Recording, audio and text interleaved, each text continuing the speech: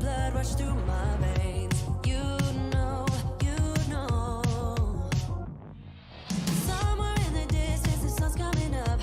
Everything is blurry, the trees flashing by my side, my side. We're far ahead, the horizon never seems so close. The sky is red, we're not out of the woods yet, you know. Don't stop. In your eyes,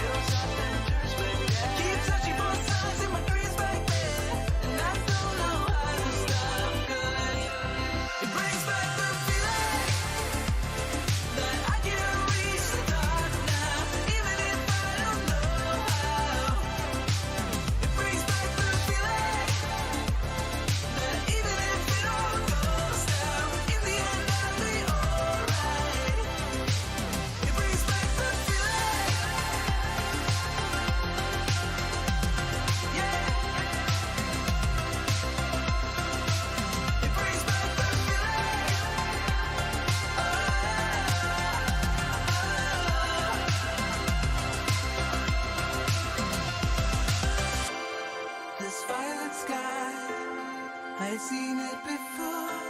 It turns truth into lies. Oh, but I won't back down. I must stay on this road. I gotta know what I'm about. It goes up and turns back down. We're all looking for the moment when we're getting used to not knowing when all the pieces fall in line. Oh, it goes up and turns back down. I keep searching for signs in my dreams back then. I don't know how to stop, 'cause it brings back the feeling that I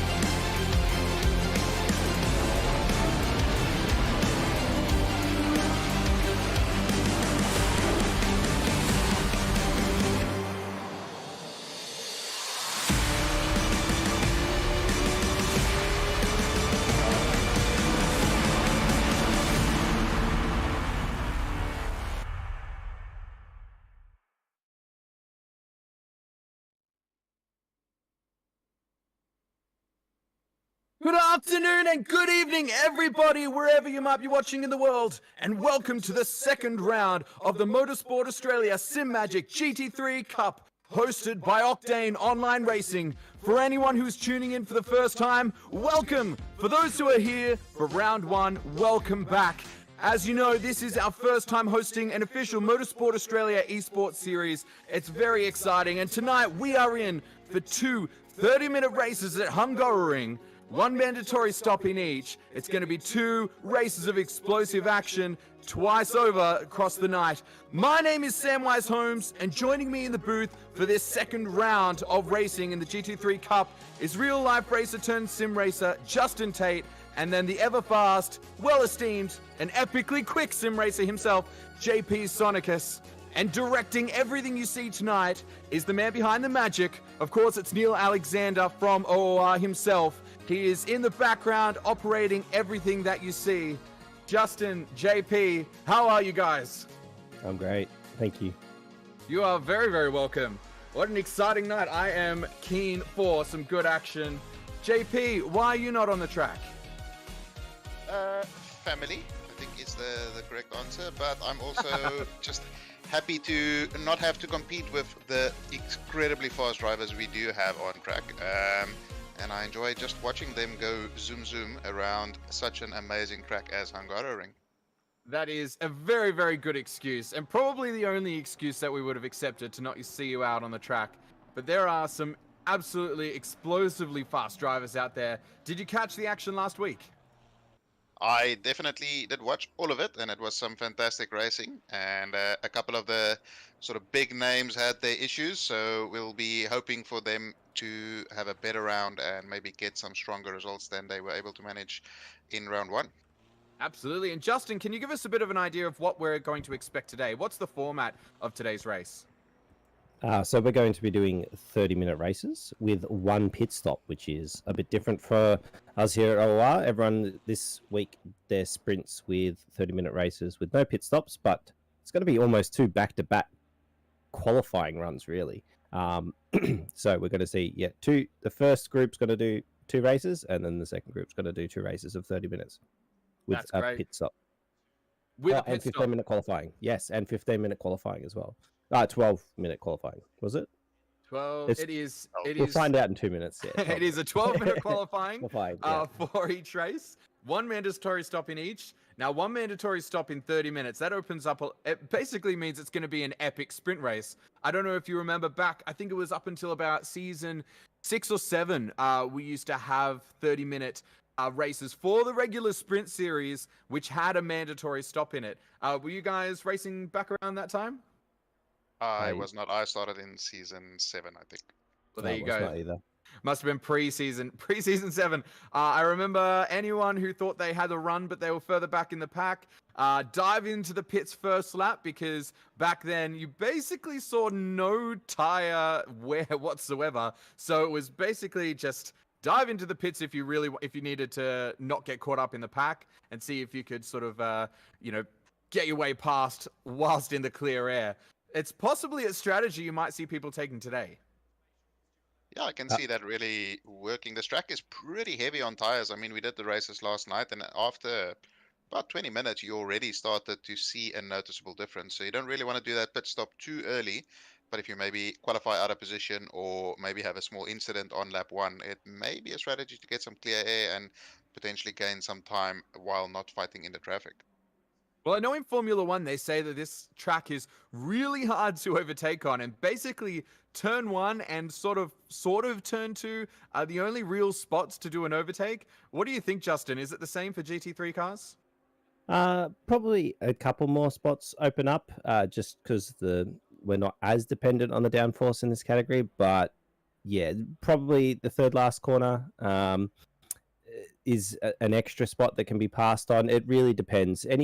There's a couple of decent braking zones that you can go, and often sometimes through the infield when the car in front, if they take a really wide line, you can just straight line it and end up alongside them. So you might see, especially through the mid pack, of people trying to jump their way up if someone qualifies out of position, doing some passes on some of the switchbacks here when someone when they move across the whole width of the track, they just continue driving straight and end up half a car or a full car alongside them and steal the racing line from them. So you might see a bit of that through the infield. Oh, very exciting, very exciting. Now, the comments, Graham Hill's saying that you were pretty quick last night, JP. Is that right? Well, I mean, I guess it's the I won the race. I guess that qualifies as going quickly. Hey, But yeah, I mean, I was in the McLaren, and the McLaren is an absolute weapon on this track. There's a couple of other cars that are also very quick, but I think the McLaren is about the standout car for now. But we will see. I mean, the quality of drivers we have in the Ferrari, Filippo Bacchida in a BMW, not its strongest track, but she can make the car do special things. And there's a couple of other drivers in unfavorable cars for this track that we will probably see do some special things as well. give us a bit of a rundown. What are the cars that you say are the best? So you say McLaren is top of the field, BMW not quite as much here. Which other cars should we be expecting will be the top of the class here?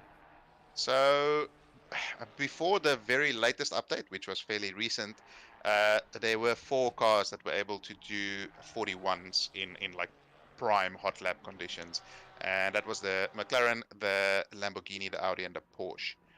We don't have many Audis in this field, but we do have a lot of Ferraris, which was not far off of those other 4 cars, and then we have a couple of fast Porsches. So yeah, like I said, the driver will make a difference, but there's certain cars that will have a distinct benefit as well. That is, yeah, it is very interesting. So now, did we say we've got no Audis in the field? I think we had one Audi in the field last time out last week. So we might have lost somebody from last week. Well, we have in the second group, we have 1, or 2 actually, sorry, but first group we have none. I've got to say, poor showing from the Audis. I'm a little bit disappointed. We're now a couple of minutes into qualifying, so you've got to do, of course, 1 full out lap before you can start your first lap. So we reckon we'll start seeing laps come in about another minute or so, just over a minute. See the first laps coming onto the board. Yeah, and can note that the track conditions are green, so we won't be seeing those absolutely insane lap times, but I suspect we will still get a fast track towards the end of qualifying, maybe. Absolutely. And now the qualifying is only one part of the battle. Then you've got the race, well, 2 races tonight. So now last week in qualifying, the top 5 who qualified, it absolutely did not finish anywhere near that order. You had drop-offs from the top. Dylan Tan had a big moment early on, and though qualified on pole, only came back to finish, I believe it was P5. Filippa Bacchida was completely out. I don't believe, I think she finished P10, back to P10. So that was actually a very, very good recovery drive, but qualifying is not all there is. You've got to make sure you get a good start and keep out of the trouble as well. Yeah, absolutely. And this is, as we saw last week, a couple of drivers off the start, as you mentioned, Dylan Tan with a bit of a exuberant accelerator foot, and he got on it a bit early and did a jump start, in which gave him a penalty and obviously affected his race quite negatively. But yeah, it's a tricky start here because it's quite delayed. It takes a long time to get going, and it's a similar thing that happened last week as well. So you need to carry that speed up at 80 kilometers an hour, as we do here in Octane Online Racing, and trying to manage that speed while managing the gap to the cars around you and trying to time the light. Certainly a very tricky start to the race, and we saw last week some of the best drivers in the region just didn't get that quite right, and their whole race fell apart after that. Yeah, you're right. You've got a much better memory than I do, but you're exactly right. Dylan Tan jump started off the line. Bacchida went with him thinking that was the light going green. Remember, she qualified in 3rd position, so she was directly behind Dylan when the lights went green. So they've both taken off ahead of the field. Philippa has gotten swamped in the midfield. They ultimately, even though I think Dylan Tan eased off but kept that 1st position, but then they both ended up getting that same penalty, which was even worse for Bacchida because she'd actually pulled back so much and already was, like P6 or something by the end of the 1st lap. So that was definitely a pretty rough one. Whereas by the time Tan got that penalty and served that penalty, him and Mitch Hobbs had already cleared the field and were pretty far way ahead. So Yeah, that was a pretty insane start. And as you say, these are top of the field drivers, like some of the best in the region. So it's pretty wild to see them doing a jump start. Yeah, absolutely, and it's just that I think it may be, as you said, it's the first time ever that there's an official Motorsport Australia league that's going on. So there's that added little hint of pressure. Maybe it just gets to the drivers. You know, you're qualifying against guys that are, or guys and girls that are absolutely rapid. So you want to get the best start possible. You just want to get the benefit from maybe getting that millisecond jump, and when you get it wrong, you get it wrong. And there's so many things going on in ACC during the start. There's pop-ups of race start procedure started. Maybe Dylan Tan thought that was the green light that came on or something, that may have just confused them a little bit, but I'm sure they would have all learned their lessons, and we won't be seeing anything like that this time around. But we are seeing some laps coming in there. We see Jamie Kosa with the fastest lap of a 43.8 on a, I'm assuming the track is still fast at the moment, and that is a pretty rapid time on a fast track. It's an even more rapid time if the track is only still green at the moment. That is, the times are absolutely, they're going down and down. So we saw Hobbs only 30 seconds ago. Mitch Hobbs, who won the first round for this knockout group, he actually set the fastest time only 30 seconds ago. He's currently in 5th because these times just keep going down and down. So if the track is still ramping up, then we're going to see these times tumble even more. The good news is we do have an Audi. We have Fadli Rahmat in the Audi. He didn't race last week, but he is currently sitting in P6, only 2 and a bit tenths off of the leaders, and he'll be certainly looking to improve on that. But yeah, he'll be in a good position to get that car up towards the pointy end even more than it is currently. Representing the Audis. I love to see it. We love to see it. This is great. So currently Kosa is on top. You've got Bakita in that BMW in second. So there's only a couple tenths between those top runners. So between the top 5 is currently only 2 tenths in total. So that's 1.5 tenths. So these are the top drivers from the qualifying we saw last week as well. So as a reminder, the top 5 back then, we had Tan, Hobbs, Bakita, Gallo, and Burrs. But it looks like we're getting a couple of new names up there. Rashmad, who, as you mentioned, was not there for the first round. Connor Hind, who had a great race, but less good qualifying last week, finishing in 4th from 7th, sorry. And then I believe we had Burrs right up there last week. Where's Burrs now? Looks like back down in 12th or 13th. So there's still some quick drivers out there who get to set probably their most representative lap too. Yeah, absolutely. And we see Rahmat here currently going through the middle sector, and he just gained another bunch of time. They lost a little bit with a little twitch on exit there, but he's still up by enough to take provisional pole as it stands. And he has 2 more corners in turn 13 and 14 to navigate. Very tricky corners. You need to be under power so early, but it's also very easy to invalidate your lap if you just mistime it slightly. He has 1 more corner to go again, a little bit more there through turn 13 into turn 14. Can he get under power nice and early? Not the best exit, but he didn't lose any time, and that's going to be enough for provisional pole at the moment, putting the Audi where we thought it would belong. By nearly 2 tenths, so we can't underestimate that. There's 1.8 tenths back to Kosa. 1.8 tenths back from that is P6 with Bruno Gallo. So that is definitely, as far as the margins we're looking at now, that is a pretty epic lap. So now, as you'll see on the leaderboard, he's not a silver class driver. That silver is actually representing international class. So it is a slightly different system that we're running for the GT3 Cup. So the international class, in short, it just means drivers who are not in Australia, because it is a Motorsport Australia race. So those classes just need to be separated, and so it does not mean that they are slower. They are absolutely still. There are some mega quick drivers in that international class. Yeah, absolutely. Fadli Rahmat is a name that comes to mind. Dylan Tan, I don't think Dylan Tan is racing today, but he is a phenomenal young driver. Ferris Stanley, another one who's not here today. So a couple of drivers missing due to other events, but all of them are incredibly fast, and more worryingly to an old man like me, very, very young. So they're only going to be getting better, while my old man reflexes will start slowing down eventually. But it is good to see sort of sim racing really growing amongst the the younger generation, and interesting to see them competing with some of the faster, more established drivers and really sticking it up there and sticking it to those more established drivers. Absolutely. So we do not have very long left of qualifying, so there's probably just over. So everyone is finishing their lap in the next 10 seconds or so. Everybody who, here we are. Everybody who is starting, who has not started their lap now, that will be their final lap. Everyone who's on a lap now will get one more based on these times. So here we are. We're riding on board with Kosa. It's currently looking strong. He doesn't need to find that much time, only 2/10. And he very well might be able to do it too. Yeah, this track is still green at the moment, so doing a 43.6 on a green track at Hungaroring, for anybody who competed in sprints this week will know how tricky that is, and that is absolutely flying.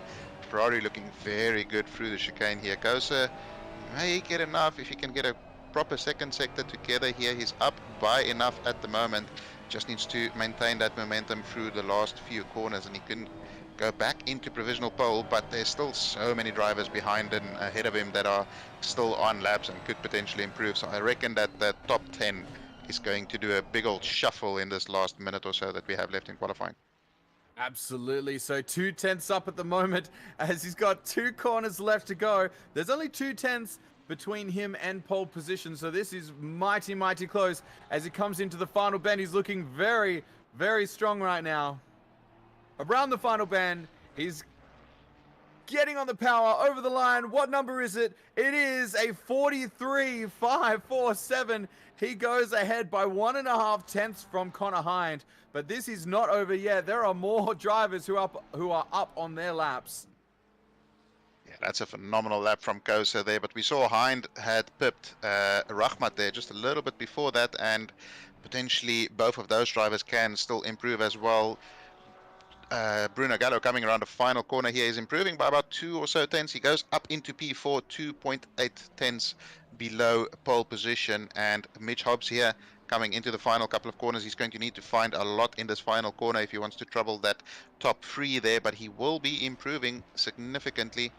And it is about 3 tenths that he found in the final lap, and that is going to keep him in P4, so he just pips Gallo there at the end.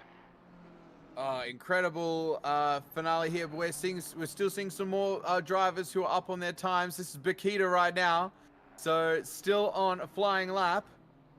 There is still time left to be gained right here.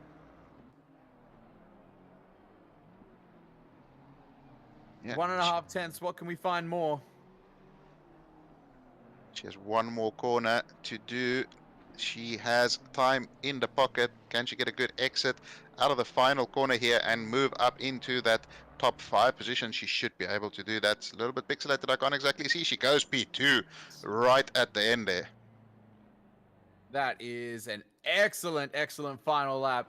Puts it on the front row. I don't think we have anyone else who's going to challenge for pole position. So I think we can confidently say right now, it is Kosa with a 143.547 is our pole time.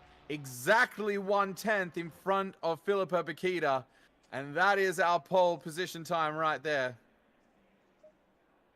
And that is such a close field. The gaps throughout the sort of the top 10 there, the whole top, top 15 is covered by 1 second. So just shows you how close this field is overall, and a great performance from Kosa there. He finished P3 last week, puts it on pole this week.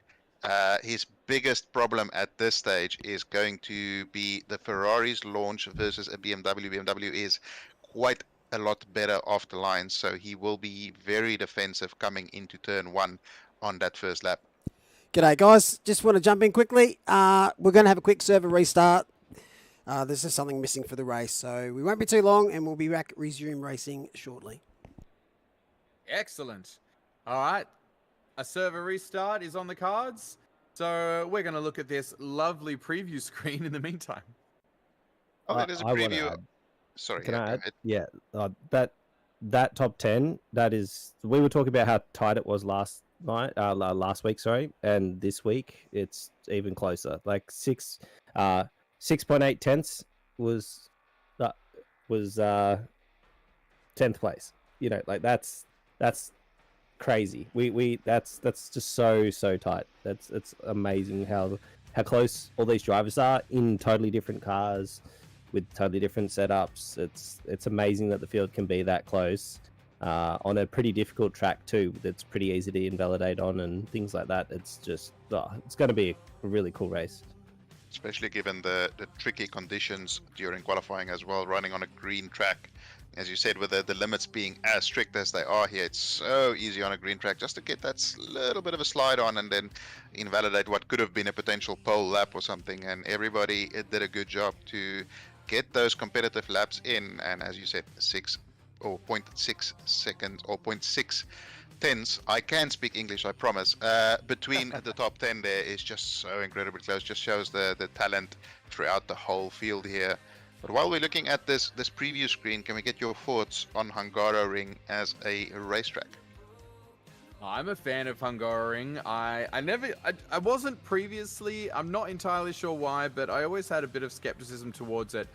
More recently, in the last few years, having raced it quite a bit, I like it. It's so nice and flowy, which is it's very nice as a driver to do. I would say to race on. Yeah, I'm with you there, Samwise. I think that it's a driver's track. There's a lot of time to be made by driving it well. There's not too much time to think about stuff on this track. You always got to be turning pretty much for a good part of the track. You know, lots of tracks have multiple times where you can have a little break. You know, you have your little sip of your drink bottle down the straight or whatever. This one, you tend to be hands full all the time. And if you're even on those straights that look like straights, you're setting up for the next corner. It's only really the main straight where you can have somewhat of a mental break and check things and check your, you know, play with the MFD and stuff like that. Oh man, it's really good fun and in a very intense track, especially in the longer format. But we get to see it in the sprint today, so I'm keen for that. Yeah, I completely agree. So you're exactly right. There's a lot of time to be gained or lost just in driving it well, not as in braking later. And I mean, of course, there's lots of time to be gained in braking later and being good under brakes, but it doesn't feel like that. A lot of it is lifting off the throttle through those, especially that middle sector. A lot of lifting and a lot less braking. So it's a very technical one, but for watching, not as good because there's not as many overtakes, but it's always nice when you see a real good defense going on as well.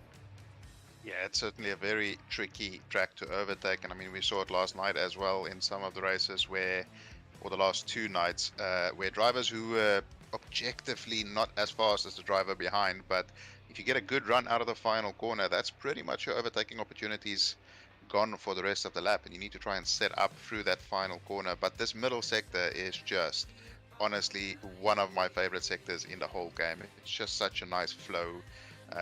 You can really extend the limits, you can really push the car, and you need to be in a car that you can trust your setup and make sure that it's going to grip up where you want it to grip up. But when you get it right, it's just absolutely so satisfying. Absolutely agreed. As you were saying, Justin, you've got a little bit of time to breathe on the straight. I guess it depends what class of car you're driving, though. If you're in Formula One, the straight is the most terrifying part because it's where that people can overtake you so easily in that DRS. That's right, yeah. So, but it looks like we're servers back up and running as everyone's rejoining. Service back up. It's just on the countdown now. We'll do a formation lap in a second to set the grid. Perfect. Here we go. So, it looks like we are all. Are we set? Is this the grid set correctly, or is that No, gonna be no. set by Doing the that in the stewards? formation lap. Perfect. All right. So, presumably they're going to go and all park it up at one by one at turn one as the stewards call out their numbers or something to that effect. So, we expect. We'll see. We'll see how straight they can set that line. Yeah, are the beer koozies still on offer for a straight line, or has that offer expired after a couple of Well, minutes? I've still got them, but so we'll say yes, but they're safe as houses. Wait, this is I'm getting flashbacks. I had to do this in my race here, like 3 years ago, and I parked just with my left wheel off the track, and because we sat there for so long, my tire went down low and it popped as I came back on the track, and I had to drive the first 2 laps of the race because the pits were closed with the tire That's, flat. Oh my goodness! That's so unlucky. I don't think I've ever seen that since. I know. I remember you going like, "What was wrong with that?" Like, what'd you do? Like, you just like Someone shot didn't your know wheel. why I drove around so slowly and like nearly crashed twice on the 2 laps. It was You so say frustrating. unlucky, but that sounds really funny if it's not happening to you. It does. Wait, so you were stationary with one tire off the track, and it was just what, degrading the tire? So we were stationary for a fair while because I think I'd also had a really good qualifying, if I remember right. It was probably like the best qualifying I'd had, and so I was like in the top 5, I'm pretty sure. And then yeah, just popped my tire on the thing. So during the roll around, I'm trying to figure out what to do. Like, what do I do? There's your straight line ended it pretty quickly. Made it hard for them there, Jamie. Well, they might See, get pretty straight straight in. 4 or 5 cars. And then... Look, it's still pretty impressive. I mean, it looks like a photo basically of a bunch of cars following each other through the corner. Okay, well, again, now it doesn't look like a photo anymore, but it looked very impressive for a couple of seconds there. It actually did look like a nice, like, well-done curve to begin with. But as we take a look inside the pole sitter's car. So I thought you said it was the McLarens who were fast. Can't see a McLaren up there. Well, you will have to speak to the McLaren drivers if that's the case. I will. is that- They'll be getting a word from me. Actually, we're not looking at the top drivers right now. There are 2 up there, I believe. No, I can't see He was right about the Audi. who's in. This one. My timing's off. Wait, why is there such a big gap? What's that Porsche doing? So we have one in P6 at least, so it's near the pointy end. I've seen worse lines. Have you? All right, have a good call, guys. All right, thank you. All right. Rolling goes will lead them around the track as the virtual safety car, going about 120 kilometers an hour until they reach their final sector, when they will go double file and we will go racing for round 2 here. That is exactly right. So last week it was a 3rd position in the race for Jamie Kosa. This week it is on pole position in the Ferrari 551 car. That is this beautiful, I actually love this livery, this dark, this sort of black and purple livery. I very much like it. The BMW is, well, very BMW-like. So, Yeah, well, it's an official team, so I guess it has to look slightly like that. But it's still, I guess, a controversial car in terms of it looks. But I have always liked it since it came out, so it does look nice. absolutely. So that we know who we are talking about. So we got that. That's Connor Hind there. Bakita in the BMW, and then who's our 3rd and 4th in qualifying? Kosa on pole, Hind on 4th. Hind and Rushmart, yes. So that is Hind there. So in that purple Ferrari, the white and purple, the brighter purple behind Ferrari, that is Connor Hind. And then we've got Rushmart in the lone Audi in that red and white Audi behind. So when they line up on the grid and we're looking at them, you'll see Kosa on the left, Bakita on the right, exactly like we're seeing now. And then you'll see the Ferrari, the purple Ferrari of Hind, and Rushmart behind that. So those are the front 2 rows that we'll be looking at, but don't rule out as well Mitch Hobbs behind. Mitch Hobbs, who's our race winner, that is the red and black and white Ferrari that you see behind that. So looks very similar in color scheme to the Audi of Rushmart, just a little bit more black on that Ferrari. But he is the race winner, so we expect he's going to be pushing hard as well. He's definitely one to watch.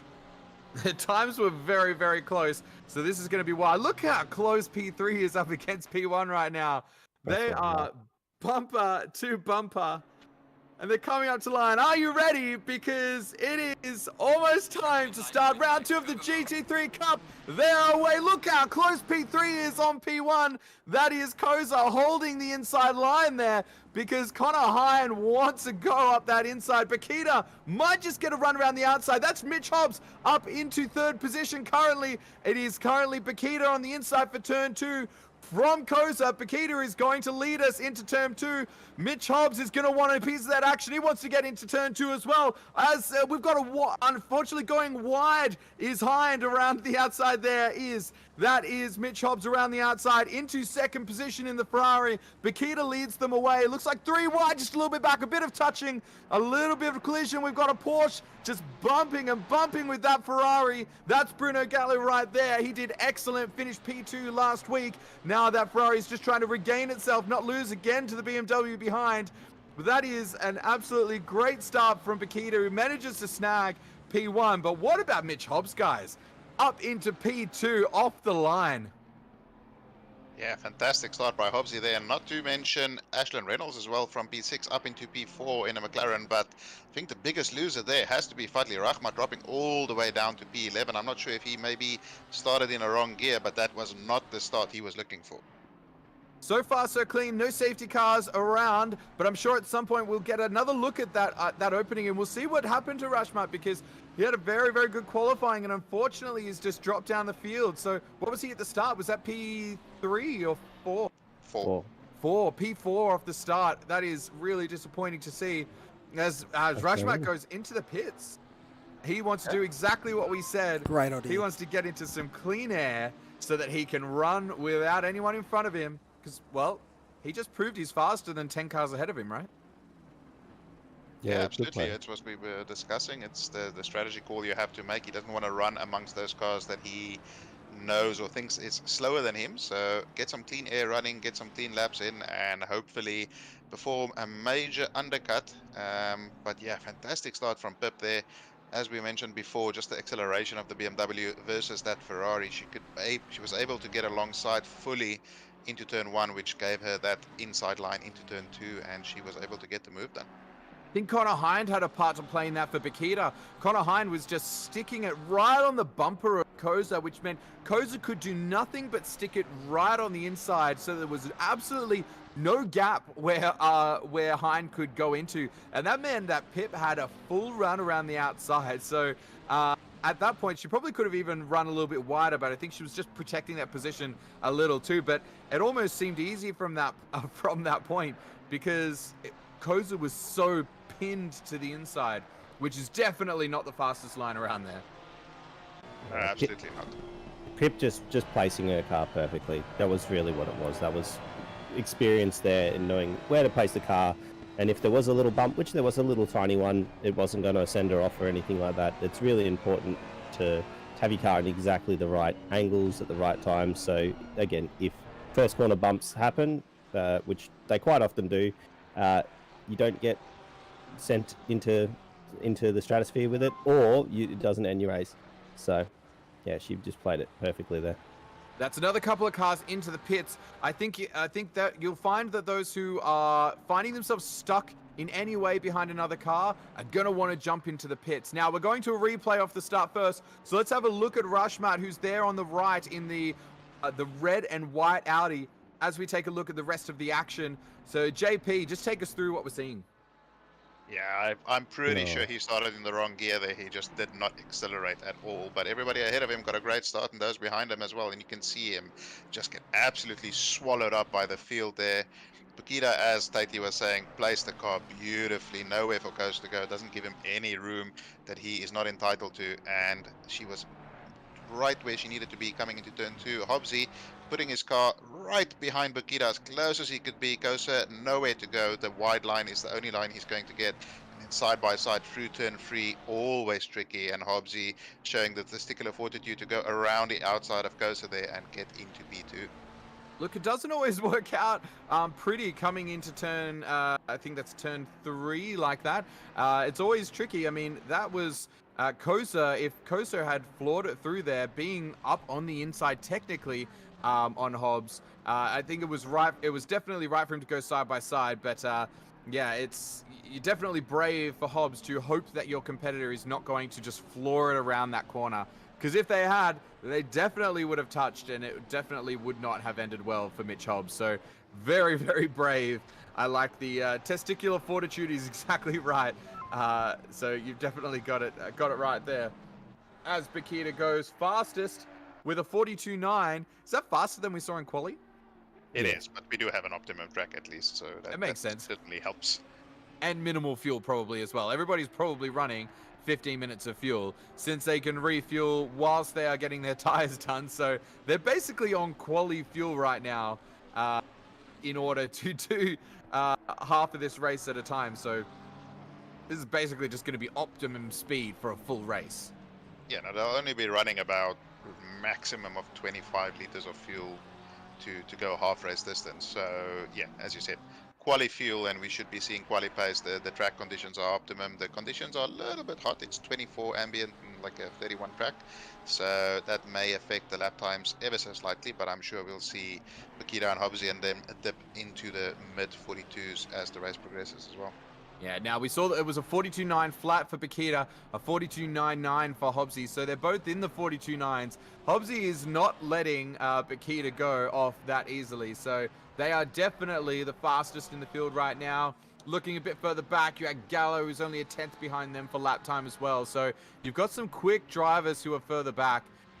Same with right down the back, you've got our drivers who pit very early as well, so we'll start to see very soon. We see Rushmat there in 22nd position in the who has pit first. So if you haven't been on ACC yourself or seen one of these streams, then it is the green, which indicates that they have finished their pit stops, and the orange one next to the names indicates they've still got a lap to go. We were looking at Bruno Gallo's car there. That is the driver's license that has been created for this series so that you guys can have a bit of a look, get that bit more of a personal touch so you know, have an idea of, well, what the person looks like and who you're following. So that's Bruno Gallo, currently running P6, finished last race in P2, so a very, very strong showing from Gallo. So I expect we're going to see plenty more from that Porsche as we go on today as well. Yeah, absolutely. We see Hobbsy here really putting the pressure on Bakita. Previous lap a 142.9 again, or 142.8. He does have the fastest lap at the moment. And I think he's faster than Bakita, to be honest, but he's going to have an absolute mare of a time trying to get past that BMW. It just has phenomenal straight line speed coming down the main straight. So it sounds like that's going to have to be a pit strategy thing. Would you say it's better to hold off for longer if you're further up front so you don't get stuck in traffic with the pits? Yeah, absolutely. You would need to. The undercut is going to be fairly strong here, but it would just depend if you can get those tires fired up as quickly as possible and then get the undercut done. I don't know. Bakita is a very, very smart operator, and she'll be able to cover that down, but it's going to be interesting to see how the strategy plays out. Peach, would you suggest that these tyres in the GT3s, because they don't have tyre blankets, does it take a lap or two, or at least half a lap to get them up to temperature, or is it as easy as, say, watching the F1? Do they just end up being, seconds a lap faster when they put those new tyres on? I wouldn't say it's complete seconds, but it's about half a second or so. If you look at qualifying, it's usually about your third or your fourth lap that'll be when the tires are really primed and getting going. So that's the risk with the undercut, is if you can't fire them up as quickly as possible and get a very strong outlap, you stand the risk of really losing out the first couple of laps. So now looking up on the screen, we've got a driver spotlight for Connor Hind. Connor Hind is currently sitting in P5, who had a great race last week, finishing in P4. So we'll see if Connor can do any better than that. He started the last race in P7, made his way up to P4. So he's definitely one who's good at making his way through the field. So that's another driver spotlight for you. We'll have a few more of those for you later on. Absolutely, and we see there Kosa, he was about a second behind Hobbs on the previous lap. He has brought that down to about 7/10. So maybe Bukita just holding Hobbsy up a little bit, and that's allowing Kosa to sort of trail back onto the back of Hobbsy there. They are dropping Reynolds behind them a little bit. I think he may have had a poor, maybe a chicane or a poor lap on the previous lap. Will any of these decide to dive into the pits? Not at this stage. The top three stay out. Not sure if anybody behind them decided to dive in, but it doesn't look like anybody in the top six at the moment are making those decisions. But yeah, it'll be interesting to see if Reynolds can start closing up again. Look at how close Kosa got to Hobbs by the end of that lap. Yeah, Hobbs is under pressure right now, so he didn't defend there, but because they are breaking very, very deep from the outside, so it's hard to get any kind of sort of a dive. You basically have to be pretty much alongside in order to get there, but it's not impossible that we might see somebody make a wild move if they're as close as Kosa was there to Hobbs on any of these upcoming laps. But yeah, Hobbs seems to have a good pace on Bukita, but I think Kosa might have a bit of pace on Hobbs as well. So this is a very, very interesting battle, and we'll see who's going to blink first. Absolutely. I mean, Kosa showed his pace in qualifying by qualifying on pole and just got a little bit mugged off at the start there. So he'll be looking to get some revenge and get back ahead of these guys. But this track is just so incredibly tricky to overtake. You really need to force a mistake out of somebody. And by the names that we're seeing in this top 10, these are not drivers that make mistakes very often. So you're going to have to get up really early in the morning to get one done on them. Absolutely. For sure. Now you'll see that if you look at the cars who are at the top of the list as far as cars who've finished their pit stops, you've got car 471 and 62. That's Hignett and Rashmat. So we've got Benjamin Hignett has actually jumped Rashmat in the pits. But if you look at where they are on the map, there is actually quite a bit of space there. So we're currently looking at the car 471. They are just coming around turn 3 now. There is plenty of space ahead of them. That means if somebody pits from the front, assuming they come out ahead of this group here, which I believe that they would, if they pit now, they will be coming out in fresh air. So if you are someone like Connor Hind, for example, you might want to jump into the pits and see if you can get a bit of a run on the other guys driving.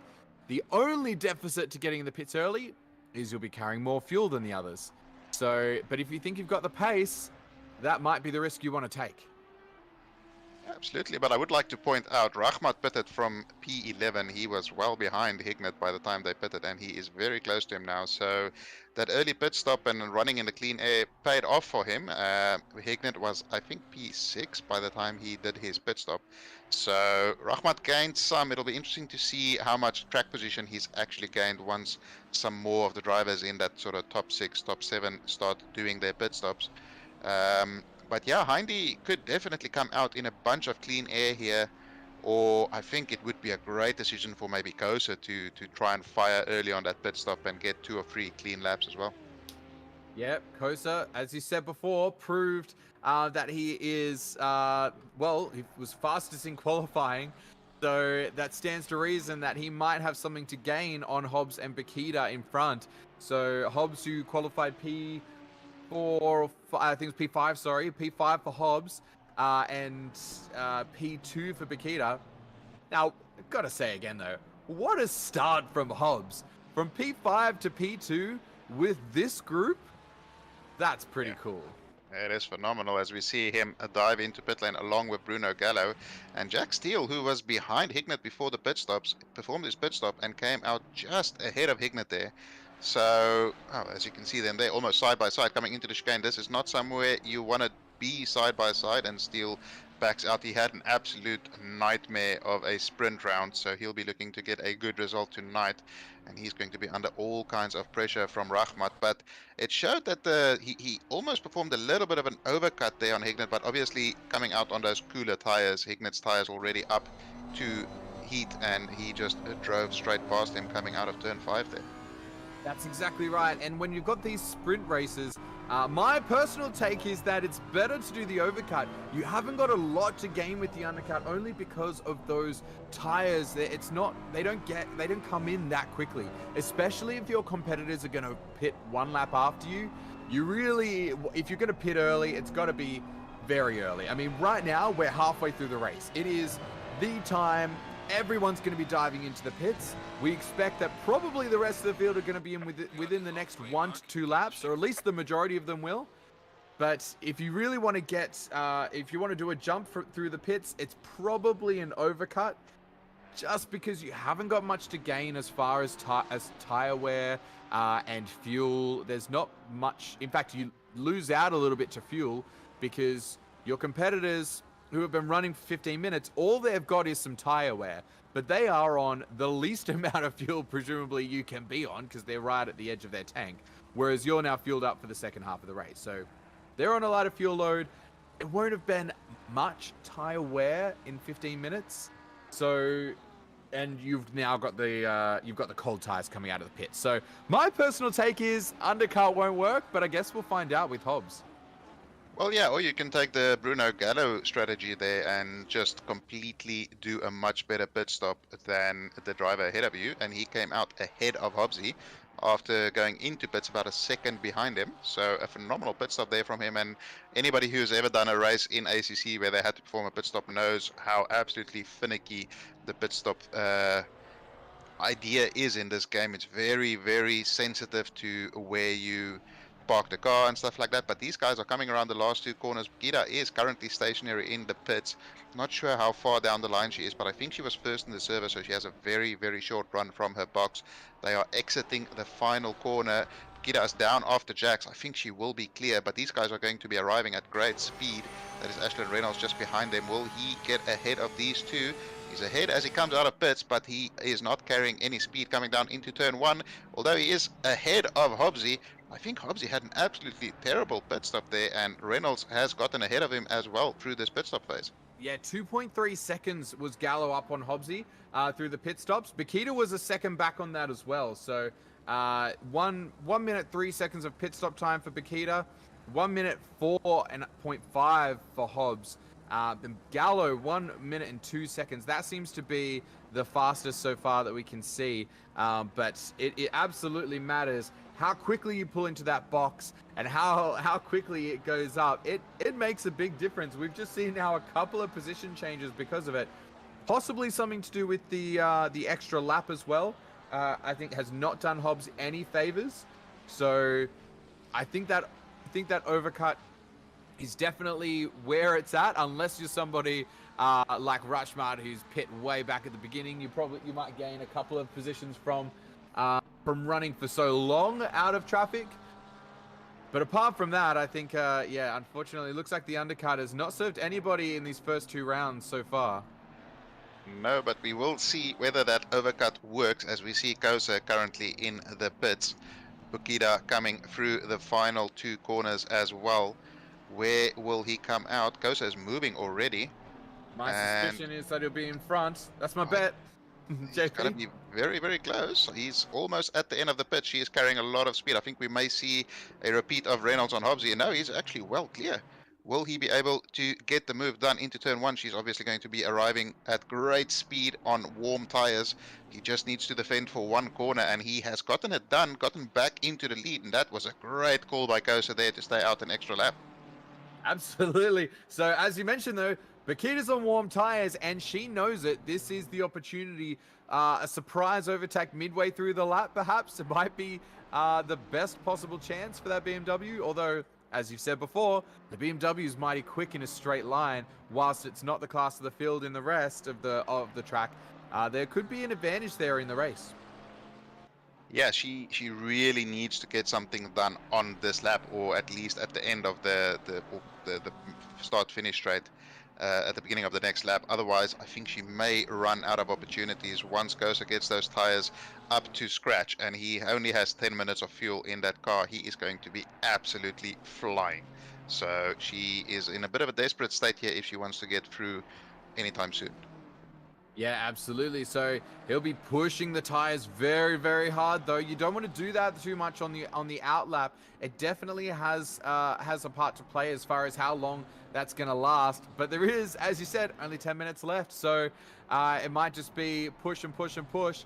And it looks like he might have done enough to be far enough away from Bakita to stop a big move down the front straight. She'll want to have a really good final 2 corners. If she wants to have a hope of that, I completely agree that this might be the time to do it. Oh, a bit wide from the Ferrari. The BMW's hooked up. They're coming through the final corner. I think we very well might have a challenge here. Sorry, we're coming down the straight. I'm definitely looking at the live one, not the good one. And keeps position through turn 1. Very good racing. Great stuff by Kosa. They obviously nailed his pit stop, nailed the strategy, and he's put himself in prime position to win this race. And I think as he settles down now, the pressure will sort of start weaning off a little bit, and he can just start putting in some laps. I don't think that the BMW is going to have a good enough exit out of the final corner to really get close enough, unless Kosa makes a pretty big mistake. But we shouldn't forget that the chicane here is one of those that is a little bit sort of random at stages. If you don't get it perfectly, you might get a little bit of a bounce, and that could potentially still play a role in this last, I think we have about 6 laps left of the race. So Bakita not out of it yet. She's still right on him, but I think Kosa has played it perfectly so far this race, and it's really his race to lose at the moment. And there we go, that is our driver's license for Jamie Kosa as well. Give you a bit of a look into who he is. So first started back in 2015, I think that says. Age 38, Australian, and representing Orange Express Oranje today. Express. What is it, sorry? Oranje Express. That's actually, it's orange in Dutch or in Afrikaans as well. Oranje is how you spell orange in Afrikaans. Thank you very much for the correction. And good to see an old man. I know 38 is not an old man, but in sim racing world it is an old man. Our fellow old man leading the pack at the moment and carrying the old man flag at great speed. Old man at 38. Oof. That's a little early. That's a bit harsh. That's rough, Well, JP. That's rough. I'm 37. That's what I'm saying. He's a fellow old man. He's carrying the flag for us. You have to consider the crowd. It's or the participants and the average age throughout the rest of them. Look, there was a group called TOG, the Old Gamers, and you had to be over 35 to join them. So I think it's okay to say that. So that's an Australian clan that exists. Look, I mean, 38 is not old, but Sorry don't guys, mess with my body. there's a battle going on, so I'm just going to cut you off and we'll come back to the age debate. But that was some epic, very, very close race happening here. We're on board with, I believe this is Steel versus Burrs, if I am not terribly mistaken. Correct. And If it's a GTR, it's Burrs. That's basically a safe bet. yeah, that's right. So now this is a very, very close battle. So I am not surprised that Mr. Director is focusing on it. So just look at the legs on that Ferrari. It looks like it is all that Burrs can do to hold it off in the Nissan. So let's keep an eye on this. There are only 2 turns now from the final, from the front straight, and I wouldn't be surprised if we saw a big attack here into turn 1. Have you guys driven the Nissan around here? No, absolutely not. I don't want to punish myself like that. But Burrs can make it do some absolutely special things, and it is pretty renowned for its sort of acceleration, especially in that mid-level acceleration. So Steel is really going to have to absolutely nail that final corner if he wants any chance of getting past the GTR, and I don't think Burrs is really going to allow him any opportunity to do that. He's a very, very experienced operator and can, in a proper car, he can do some amazing laps, and what he's able to do in such an uncompetitive car is just really special. Yeah, that's right. But just look, I think the Ferrari has got the traction in the mid part of the lap. Are there any overtaking spots? Are there any obscure overtaking spots that Ferrari could look at halfway through this lap? I would say the only place that I would make a little bit of sense is potentially turn 12, because the Ferrari is very good through turn 11. And if you can get a good run out of there down into turn 12 where there's a bit of a braking zone, that could potentially set up a move. But it will also rely on Burrs just making a small mistake as Steel proceeds to making a mistake. Make that small mistake happen, not from Burrs though. So Very, very, very good racing. Sorry to cut you off earlier, gentlemen, whinging about how old you are or something like that. But uh, some great battling happening here. So remember, there are 4 rounds of knockouts for the GT3 Cup. 4 rounds. This is round 2. You need to make an impression in these 4 rounds, because the impression that you make now is going to determine whether or not you get into the finals for the Simagic GT3 Cup. Absolutely. And that's been... Sorry. No, not at all. Currently looking at Koza. Take it away. No, I was just about to say, if you impress during the knockout stages after 4 rounds, it's going to split up into the Pro and the Pro-Am championships, basically, and then we have 6 rounds of that. And getting into Pro class is not purely based just on results as well. There may be some drivers who perhaps have some bad luck throughout the races and potentially don't finish where you would expect them to do, but they do have those sort of reputations preceding them that we know what they're capable of, and they could still potentially end up in the Pro Cup. You don't want a driver who is a very clear pro ending up in a Pro-Am Cup and just absolutely dominating it. So there's more than just pure race results taking into consideration qualifying for the final stages.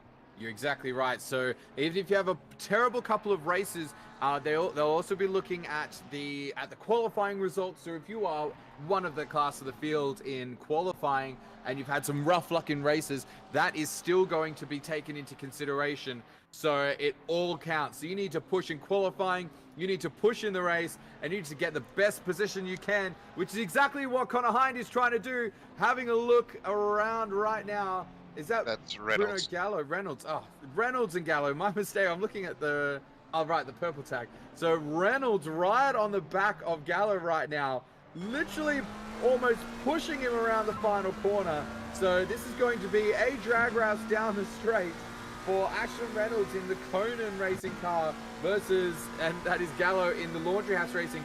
Not gaining anything under slipstream. Really considered a dive there. Gallo had to turn it in early. And this is going to be a drag race now to turn 3, but I think the Porsche's just got the legs to hold it off.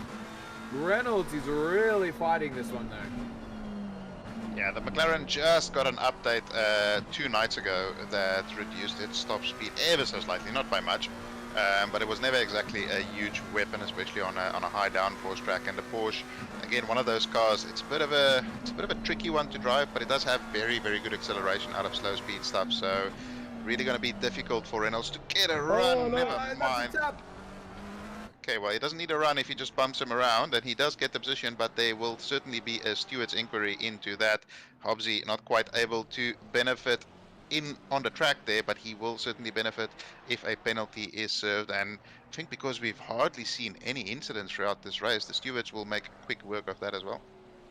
Yeah, that's right. So no positions lost, which will be Reynolds will be thankful for. So we'll see what happens in the stewards room. But yeah, you could just see really trying to stick the nose in, trying to frighten Gallo in front. But unfortunately, does it look? It looks like Hobbs has.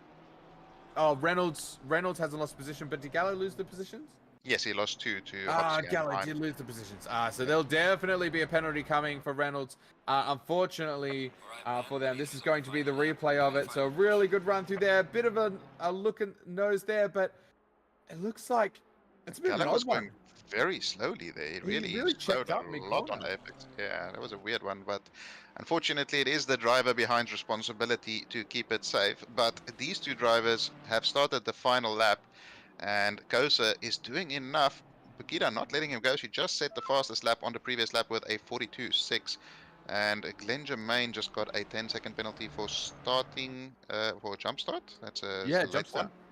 But yeah, Kosa has done absolutely everything right since having a slightly poor start, and he only has about 10 corners left to take a win in a first race for round 2 here. That is exactly right. So Hobbs is currently in P3. It looks like Reynolds has dropped back. There might be an on-track. I wonder if that's an attempt to rescind position, or if that is just genuinely being overtaken. So He's currently in front of Gallo. Those two came together last lap, so we'll have a look into what that is. But I think Reynolds might just have lost position there because he hasn't given up the position to Gallo just yet. So, but in the meantime, Yeah, he doesn't need to let's take a look redress. at our front runners. Exactly. If he's trying to redress, he's not doing it very well at the moment. So it may have just been a on-track position loss there. But Yeah. these guys are keeping position. Corsa is going to do enough to take the win here in round 2 for Group A. Filippa Bakita right behind him. She started in P2. She finishes P2. Jamie Corsa started in P1. He finishes P1. Great recovery from him there after that start. Absolutely. Hobbs is going to come home in P3. So the man who was first last week comes home in P3. The man who was P3 last week comes home in P1. And Bakita from 10th last week to finish second in the opening run of this race. There is still one more race to go, so do not go anywhere. We've got another 15-minute qualifying and another 30-minute race to go. So let's do it all again. Yeah, Reynolds did let Gallo through before the line there, so he did redress effectively, but he did get a 10-second penalty, and in a field this close, that's certainly going to drop him down a fair few positions. But yeah, we see Fadli Rahmat there. He dropped to P11 after the first lap, well, the non-start from him basically, and with that early pit stop, he only gained 1 position. So maybe that has proven that that was not the strategy to go for. Just check the weather widget. Could be interesting qualifying too. Oh yeah. Oh, how long after the race is qualifying? An hour? Oh, okay. All right. Well, I mean, they haven't gotten a clean qualifying yet. Last week was in the rain. This week they had a green track. So, and it might not sound that dramatic, but no one practices on a green track.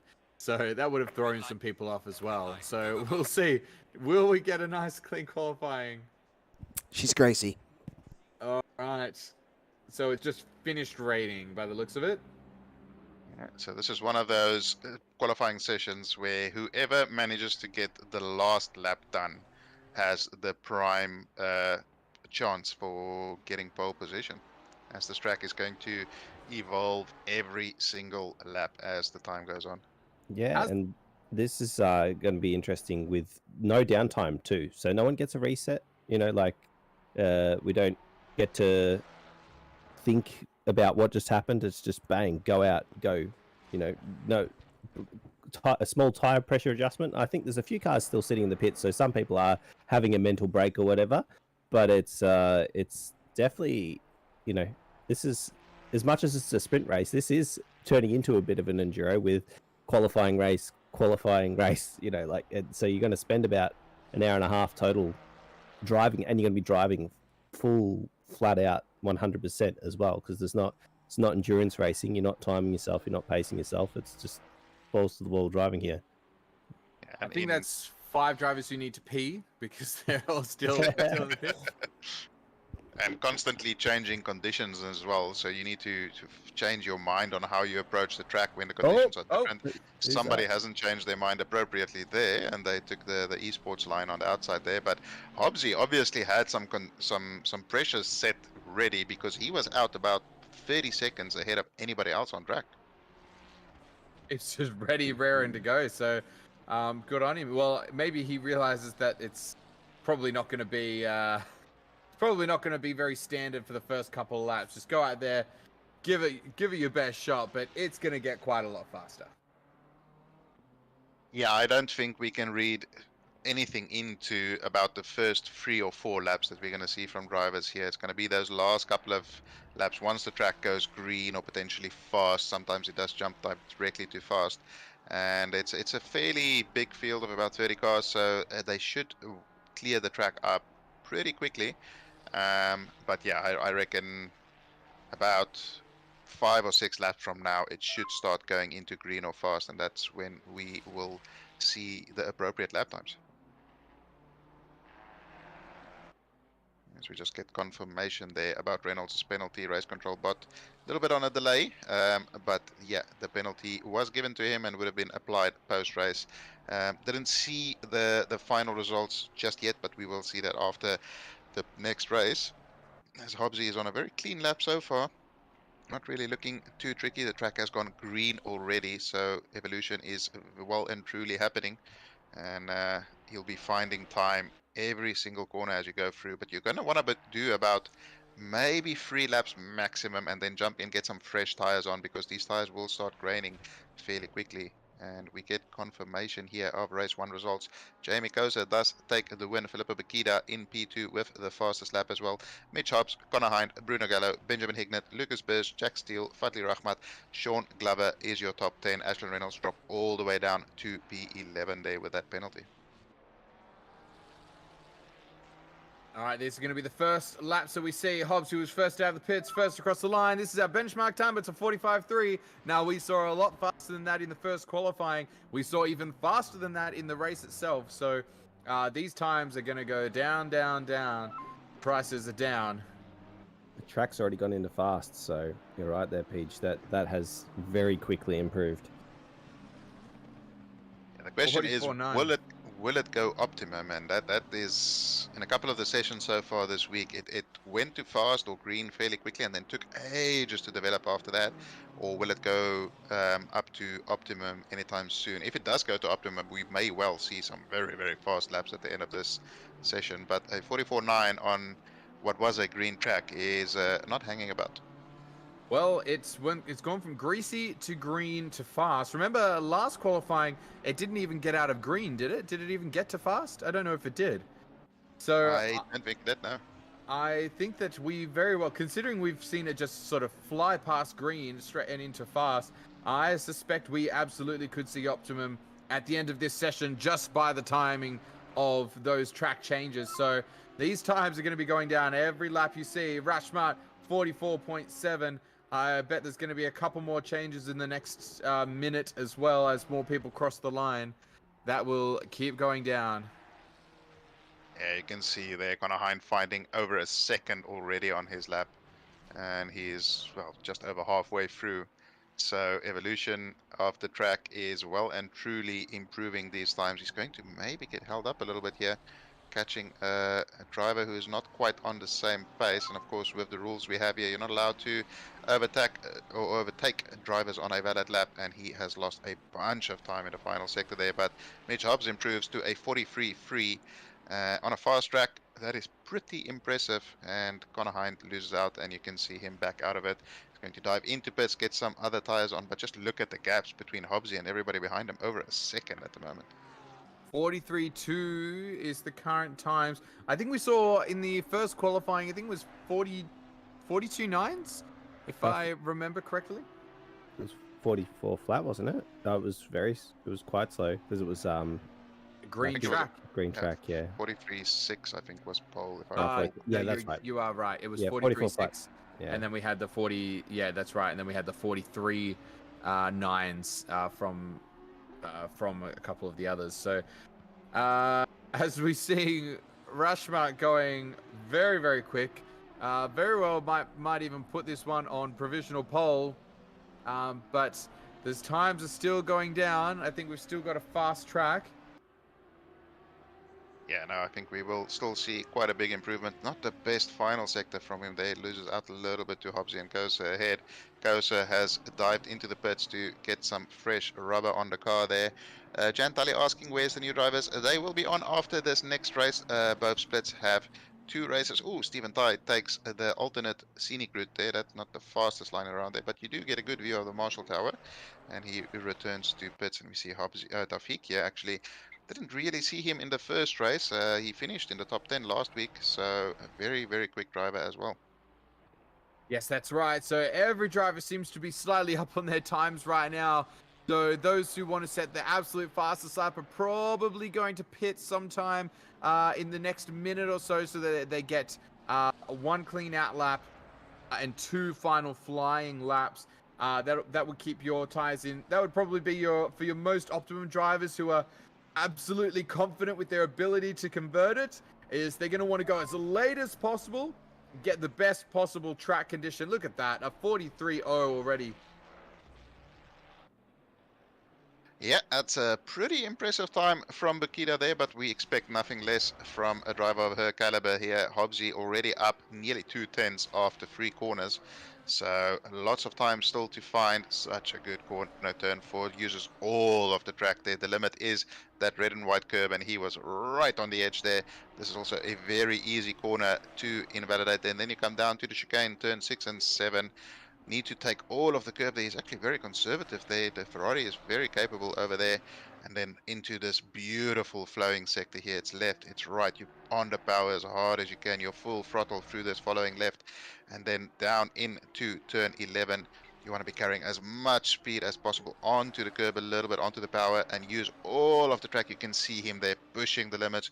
Not improving on this lap so far. He lost a bit through that middle sector, but this is such a tricky corner. Very, very easy for the car to twitch on the exit there, but he absolutely nails that coming into turn 13 and 14. He's up again, but not by enough to get him into pole, I don't think. Unless he can absolutely nail this final corner and find another 2.5 tenths. I don't think we will see him go into pole, but he has 3 minutes remaining, so enough time for about 2 more laps there. Yeah, 2 more laps for him. So I suspect he jumped into the pits not too long ago. He had a very, very quick first couple of sectors. So he hasn't set the fastest lap, but he definitely has the fastest first sector. He just lost it as they came towards turn 5 and 6. He lost a lot of time through there and through the chicane in the middle of the lap, and then didn't convert it during the final part. So we'll have to see what happens there, but he's definitely got a few tenths up on himself in those first few sectors, and that's all that is separating him and Bakita at the moment, as we're on board with Ferrari number 86. That is J-Mags coming around to probably start another lap. Oh no, there we go. It was an invalid lap, that one.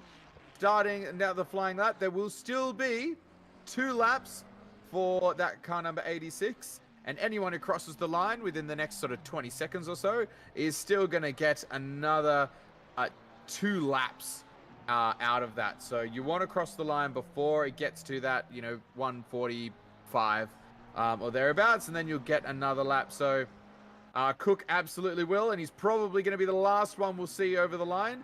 So this car number 15 will not be the last. No, he will not. Okay, that is... he timed it perfectly and then just pulled That over, is- unfortunately, there. That was 2 potential laps gone there. So but now there's no potential chance of getting out again. So he must have just underfueled early on, because losing 2 laps in qualifying is quite a lot. So yeah, that definitely unfortunately not an excellent strategy call probably on the fuel earlier on in this session.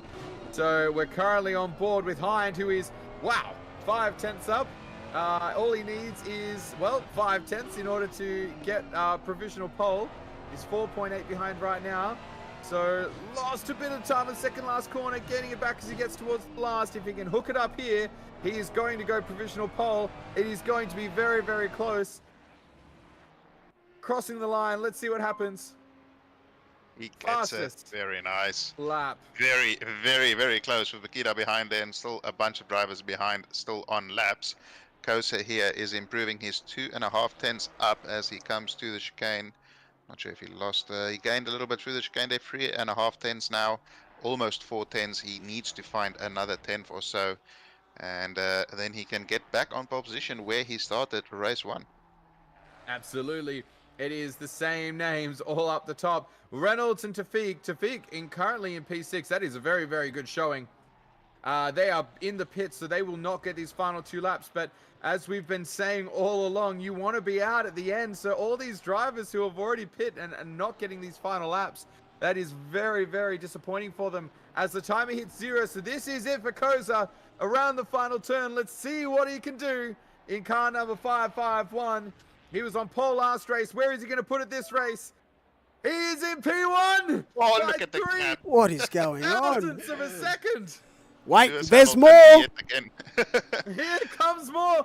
3 tenths up. He's only 2.5 tenths behind on the timing boards. Mitch Hobbs is going to go and pole with a 42.98. There is only 2.5 tenths between the top 3. There is only half a tenth across wait. the top 4. And still, there's more. We've Hind got is Hind, up. who is a 10th up, and all he's got is one more corner, and he only needs two, hundredths in order to go up. So if he can hook up a good final corner, he is 100th up. He He didn't. just loses it. Oh. What an epic finale. Paquita crossed the line. Was that another final lap? Or did Paquita hold position? I think she was still P4. in P4 there after that. Yeah. P4, Gallo's going to cross the line. He is up on his time as well. Currently P9. Where can he put the Porsche? Oh my goodness. 6. P6. That Woo! was... How close was that top 6 there? Yeah. That was an incredible qualifying. Hungary always does produce good qualifying as well. Like I said, it's such a driver's track, and there's so many places to gain so much time, and to see every single driver just pushing it to the limit there. Those 3 drivers within 0.02 of a second, that is insane. That's crazy. And think we have it's- a Ferrari top 3. Yeah, there was 0.050 between the top 5, I think. That's insane. But just to confirm, your starting grid here for the second race, we have Mitch Hobbs and Jamie Kosa on the front row. Connor Hind, Philippa Bakita, Fadli Rahmat, Bruno Gallo, Stephen Tai, Ashlyn Reynolds, Mohin Taufik, and Sean Glover is your top 10 there, with Fadli Rahmat being the lead international driver again. Hopefully, he starts in first gear this time around. Well, he's in P5, which is the spot that that Hobbs came from into P2 the last race. So the Audi's actually really good off the line. So that's, well, I'm not saying that something's definitely going to happen, but it's definitely going to be one for us to watch. And let's see if Hobbs can hold position where Koza couldn't on the opening of the last race. He's the one with the best start last race, jumping from 5th to 2nd. Him and Pip both getting really good starts. I want to see just how aggressive the start is again this time. I wonder if everyone goes a little bit harder and a little bit deeper this time. We do have some people. Pretty much the top 5 is very similar to last time. Just a couple of people swapped around. Basically. The top 5 is the same top 5, right? I'm pretty sure it is. Yeah. Yep, it is, yeah. I Yeah. honestly wouldn't be surprised to see a free wide with Paquita getting a launch going around the outside. And normally, if you're P2 here, it's actually almost favorable over the first place if you can get a good run down to turn 1. But I think Paquita will certainly have something to say about that. And if they can go free wide into turn 1, we might get some fireworks at the start of this race. Now it's so. Oh, car 70. So qualifying infringement for Dreyer, who has a 4-place grid penalty for qualifying. So we're going to see those positions get swapped around a bit, I believe, on this outlap. So not what you like to see. Dreyer, who is currently down in 24th position. So that is going to put him down 1, 2, 3, 4. It's going to be second from the back in 27th position. So yeah, that's 24th currently going to lose 4 places. Maybe that'll be... Actually, maybe that'll go down to But I'm last. Yeah. last, will it? That is correct. There, that's correct. Last place. All right. As they get going on the formation lap here, I love the look of that laundry house livery. One of the best cars I've seen in ACC. Phenomenal job by whoever designed that. But not the only beautiful looking car. Some really good looking cars in the top 10, and also Connor Hind's purple mobile. But yeah, this is going to be a very, very interesting race. Hobbsy obviously has a lot of pace and lost out after a great start in the previous race. He'll want to make good and potentially get a win. Jamie Kosa with a great recovery after a slow start. Connor Hind lost out a little bit towards the middle of that race, couldn't really gain any positions. And Bagheera got second, but she was leading for most of it. So she'll be looking to get some revenge as well come race 2. So we saw Gallo jump into the pits on the first lap last race. Now, what do you Rachmat, sorry. think? It was Rachmat who jumped into the pits? Correct, My mistake.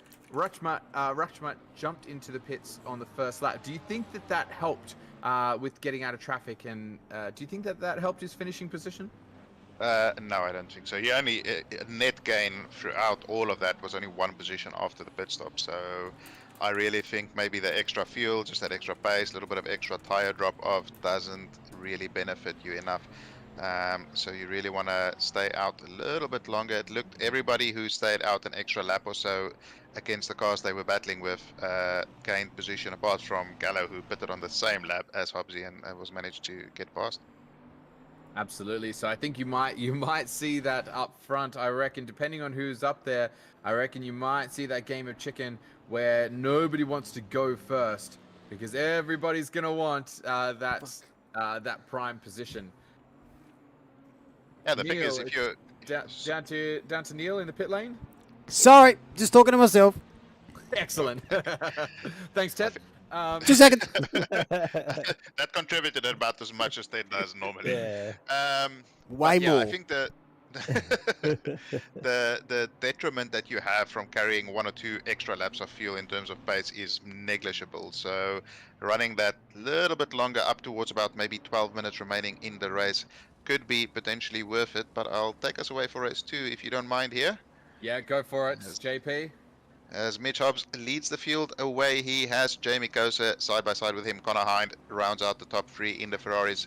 Filippo Bakita in the BMW in P4. Rahmat and Gallo, Stephen Tai, Ashland Reynolds, Taufik and Glover is your top 10 as we are about to go green for race 2 in Group A, and the light has gone green. A good launch by Hobbsy there. Really got the jump on Kosa. Kosa dropping back into Bukita's claws there. We have Rahmat up the inside as well. It's free wide. He backs out of it. That's a smart move. We have a free wide in the back. Gallo gets tapped on the rear. He manages to keep it going, but he's going to lose out greatly. There's 3 or 4 wide. There's another tap right in the background there. I don't think anybody went around, but certainly some damage. We have a slow car right at the back of the field. And then we have a big accident there. Not 100% sure who was involved in that. It looked like Taufik maybe, and Gallo side by side with Reynolds here going through turn 3. He goes off track, gets ahead, and he will take the position. I'm not sure Reynolds will be too happy about that, but they continue racing. Burrs does a little drift around turn 4 there, and I think we have a safety car. It looks as though they're going fairly slowly at the moment. You remember last race, Gallo and Reynolds, they're the ones who actually came together. So it was Gallo being very, very aggressive there, wanted to get that position, which he has done. It was Reynolds behind when they made that collision last race as well. So they are back to it, battling once again, this time for P6, as you are exactly right, the safety car has come out. What do you think of the start, Justin?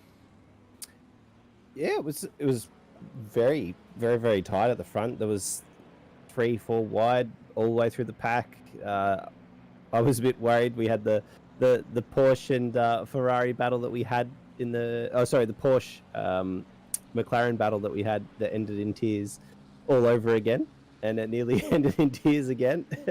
But that's right.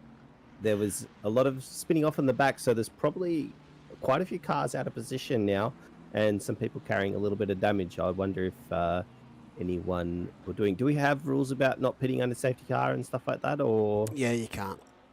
So not in this series. You cannot pit right now under safety car. So they will have to just hold on to any damage they've got. But Hobbs got away excellently. So not only did he get away cleanly from the inside line, he moved across to the outside line, confident that he was going to be able to hold it through turn 1. So that was down again. And because it was just a virtual safety car, so they are away. This is it and going. So we don't have to spend all of that time behind the safety car. So this is potentially going to be a move on for P2. Bakita on the inside. That is Kosa on the outside. Kosa's going to have the inside for turn 2 though. But then you've got Hind, who got bitten up by Bakita on lap 1 at this exact corner. Bakita managed to get in front at this corner. That BMW is really looking good on the restart. Really challenging Kosa right now. So this is very, very close. But yeah, Bakita did a really good jump into that position on the first lap ahead of Connor Hind, who we are on board with right now, and is now very much looking to make a move on P2. It looks like that gap is just extended out now, but what a good restart from Bakita. Really nearly got that one done. Yeah, Hobbsy caught Kosa napping ever so slightly there, and Bakita was awake to it. Very nearly got the move done, but Kosa placed the car perfectly, took that wide line in turn 1 that would give him the inside line for turn 2. Defended very smartly there to keep position, but I think we'll get a good indication of what Rahmat's pace is really possible first race. We didn't really get an indication after his poor start and the early pit stop, but it'll be interesting to see if he can stick with Hind or potentially attack Hind. But it looks as though Hobbs has absolutely nailed this restart lap, and he has a proper gap to Kosa behind him. Kosa going to be under all sorts of pressure from Bakita behind again. We saw him defend very well in the first race when he was under pressure from her, and he'll be looking to have a repeat of that. Hobbs will certainly be hoping for it. So that was a good, very, very good restart for him. And he sets the fastest lap off the restart. Well, there you go. The fastest lap of the race. It is Mitch Hobbs off of a safety car restart. So he must have gone at the final corner in that case. Is that right? Yeah, pretty much. But looks for he Here's launched. a replay. Sorry, Yep. Justin. We are Oh. seeing a replay. So of this chaos happening in the back. So we saw Gallo in the Porsche going wide back there on the right side of the screen. This is where the carnage happens. So there we go. There's a little bit too deep into that corner. Shove off there. You've got a car backwards in the middle of the track as well. So, and then this is that little battle happening between Reynolds and Gallo. Gallo does go off the track, but maintains that position ahead of Reynolds there. So it's always scary going too wide through those corners. And you also saw at the same time, you saw that wonderful move for P3 that Philip and Bakita made on Connor Hines. So lots happening there. Too many places to put our eyes, but we are back to look at Mitch Hobbs, who is absolutely clearing the field while that battle for P2 rages on. Yeah, there That was was- pretty sorry, go ahead. much someone just missing their braking mark in the middle there. One of the Ferraris just literally broke 15 meters too late and tried to avoid. Did a good job trying to avoid, but unfortunately tagged the back of another car. And when some cars are spearing off and spinning, that's when people get a bit distracted and don't notice the people next to them, and a bit of a concertina effect happened there, and one or two other people had a spin. So that's all right. Nothing too major, but yeah, there'll be someone there that's pretty disappointed that they missed their braking mark and ended someone else's race. Yeah, that was Taufik, who had a bit of a nightmare start. He had the contact with Gallo in turn 1 and then missed his braking and collected. I'm not 100% sure who that was in the Lamborghini. Was it McNeil, Here it maybe? is. I'm not sure. Oh, Stephen Ty, sorry. Oh. Yeah, and he just Oh, that collects looked him. like a netcode collision too. It was barely a He's touch. definitely missed his brakes. and Oh, he- definitely missed the brakes, but the collision was only just. He almost avoided the entire field and just sent himself wide. So that's really disappointing. Yeah, he'll be very up himself with that. He's a very clean driver and really tries to be as respectful as possible on track. So he'll be disappointed with that incident, but that is unfortunately his problem to deal with for now. Kosa's problem is Filippo Bakita, who has sort of fallen off a little bit. I don't want to say dropped off, but Kosa looks a little bit more comfortable now. Gallo has a McLaren in his rearview mirror again. The last time he saw that, it didn't end too well for him, so he'll be hoping for... Ooh, that's Sasha Dev getting very close to the back of Mags there into the chicane. Chris Cooley running in P13 in the Aston Martin. He didn't do too well, and I think he started on the back of the field, so he's had an absolute belter of a start there. That's a fantastic job from Chris Cooley in the first couple of laps there. Looks like he's got a bit of pace on them too, having a little look up the inside of Death. So that's great. Aren't we all? Well, at 37 years old, you bet you are. Oh, piss off. Yeah, Jack How old are you, Mason- or Samwise? Jack and Max getting chased by Death. Samwise How is old am he's I? 19 here. Yeah, is that right? I was going to say, Bakita Jeff, is in pits. I was No, going to I, say, I Death joined the 30 driving. club this year. Yeah, okay. Yeah, Death's driving the bright pink car too, so you know it's quite ironic there at the same time. So we saw there Fadli Rahmat get the fastest lap with a 43.0, and this is the start of the race. So look at Chris Cooley right at the back there in the Aston Martin, and that is just a mess of cars. Jack Steele here had a bit of bad luck in race 1 as well. See who this is that spins around, ends up backwards. I think that's the Oh, potentially. Death. Yeah, here we go, 996 Yeah. backwards.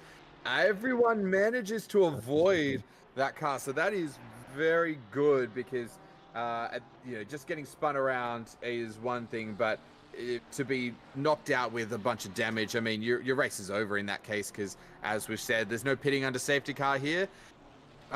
I must say, I'm a fan of the virtual safety car format. It's always nice to get the race resuming sooner rather than later. What do you think, guys? Yeah, absolutely. It gets the race going, especially in a short race like this. That's only 30 minutes. You know, you don't want to be spending 3 or 4 laps behind a safety car, so it gets it going as quickly as possible. And it's the car. It's the fact that it was only a small incident too. That probably in the F1 that might have been a virtual safety car or something like that, as well as some marshals run out, clean some debris, that sort of thing. You know, like it wasn't a massive crash. There wasn't a car to be towed or pulled out of a wall or something. Everyone got going under their own steam.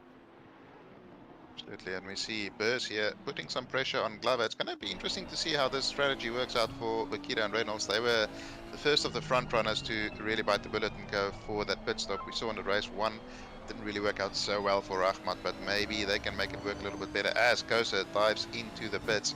He knew he couldn't maybe get a move done on Hobbsy on track. Let's see if Burrs can get a move done on Glover here coming down into turn 1. GTR has some proper legs on it and he's up the inside, but will Glover be able to stick it around the outside? Not quite. Beautiful move from Burrs there, and he moves up into P6 there. Yeah, very, very nice move. And you were saying that those who pit did not end up better off pretty much across the board for everybody we followed in race 1, including who was our race leader at the time, Bakita, lost out. So the lead of the race was determined by the car who did the overcut. So I suspect we're going to have a lot of people holding out. That said, Kosa is in the pits, so I'm going to completely take that back because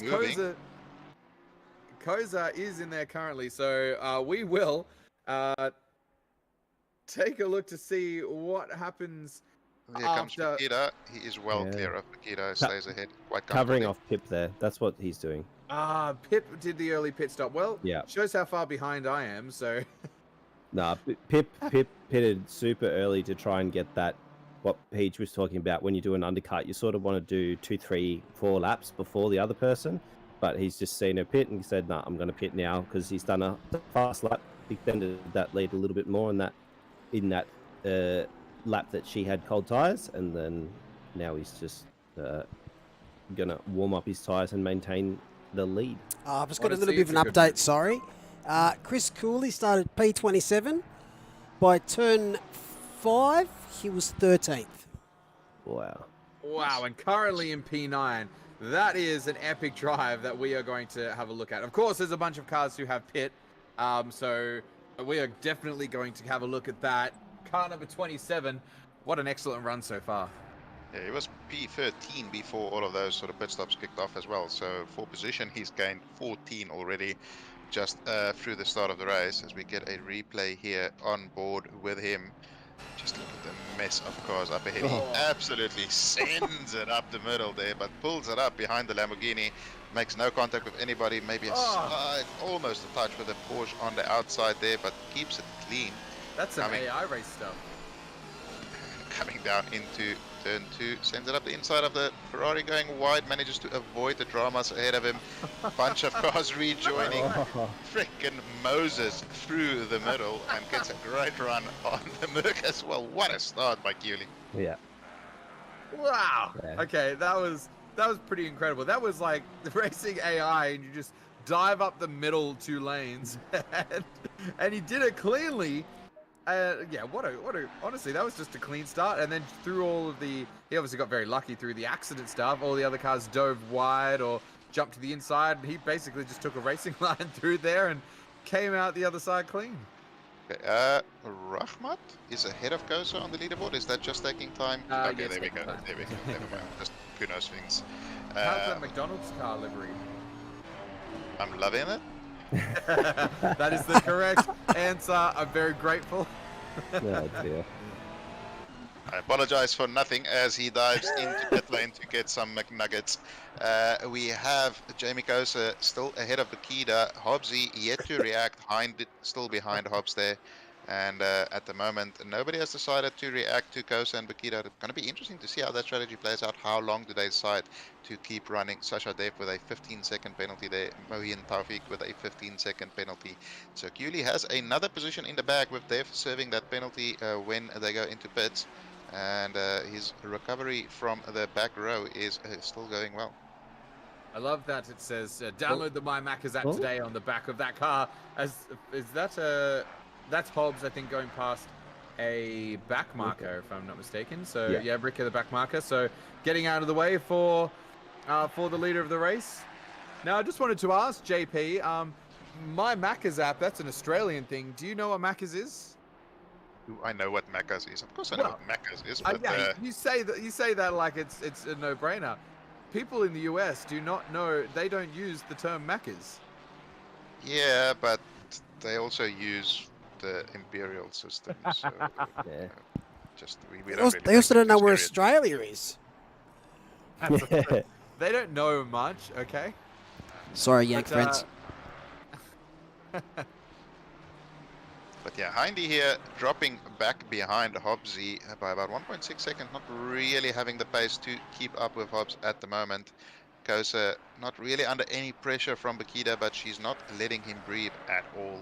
So he will need to stay on his toes for the rest of this race. That velvet and livery in the back there from Akela is still one of my favorites. Such a beautiful livery. But yeah, so far it's going to be interesting. Hobbsy is sticking it out, and we saw in the previous race that worked out. Will it work out this time again? What type of pace is Kosa running? Samwise, you have access to some more data. Do Oh, we yeah. know what type of lap times they're running? Yeah, that's right. So the last lap was a 42.92 for Hobbsy, and for Koza 42.95. They are doing the same lap times at the moment. So I can't say how they were. Actually, I can say how they were the last few laps. Give me like 3 seconds, and there we go. So last couple laps, let's have a look. Hobbsy doing 43.2 versus, that must have been the outlap from the pits, so I'm going to skip that one. Yep, 42.9s for both of them twice in a row. So they're currently doing There the we same pace. 42.8 for Jamie Kosa. So, and 42. Well, we haven't seen Hobbs come across the line again yet, but we'll see what that is. But Kosu's definitely giving it a run. So they came in early enough. If they could pull the pace, it's not impossible that we see a change for the lead, especially because Mitch Hobbs is currently having to deal with lapped traffic as well. Yeah, that's what I just wanted to mention, as Hobbsy is in some blue flag traffic. Taufik up the inside. Stephen Ty up the inside of that exhaust of the Porsche there for a split second. Taufik absolutely missed his braking again. He needs to readjust his braking markers. That's the third time so far this race. Connor Hines sets the fastest lap there with a 42.7, proving me wrong. Oh, Taufik again with contact there on the side of Morgan. Morgan backs out of it and gets a big old moment on the curb there. That's Hignett and Stephen Ty getting through, and Hignett takes 2 positions in one corner there. Fantastic awareness by him there, and he moves up a couple of positions. So did I miss something with Hind and Hobbs up the front? Did they split No. positions? No. Hobbsy was ahead of Hind, right? Is Hobbsy still ahead of Hind? It looks like on the timing board, Hind is ahead of Hobbs. Am I crazy? I might be crazy. I mean, you are. That doesn't necessarily mean that you're wrong. But Look, my timing board currently says he Connor is. Hind is Oh, in Hobbs, P1. So, because Hobbs is in the pits. Hobbs just jumped in the pits. Okay, I understand the world again. But we are Makes- now going to see Do you though? that can get it.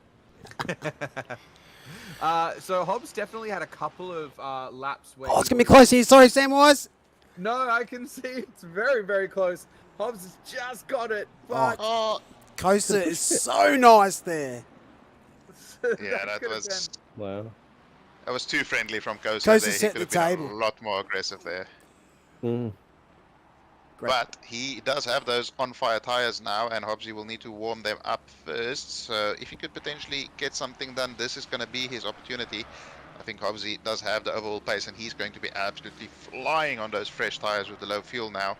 Rahmat here just ahead of Gallo, and Gallo a little bit ahead of Reynolds. Reynolds maybe lost out a little bit through this sort of pit stop phase. And we see Cooley there running in P11 at the moment, with still a couple of drivers having to stop ahead of him. So fantastic recovery from him. Never mind, Kunos is insane again. He is still in P30. That's right. What a very, very good battle up the front. It was close. So Kosa almost got it by doing that. They were definitely much closer than they were when Kosa first went into the pits. So Hobbs had already shot off into the distance. So in this case, this is the first time we've seen an undercut get a gain.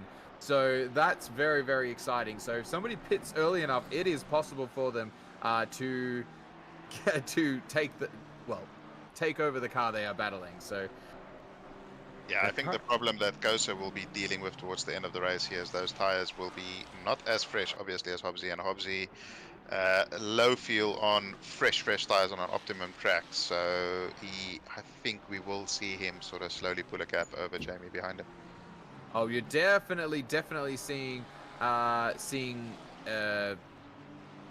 the effect of the low fuel is definitely helping those who are still on the track versus those who've gone into the pits early.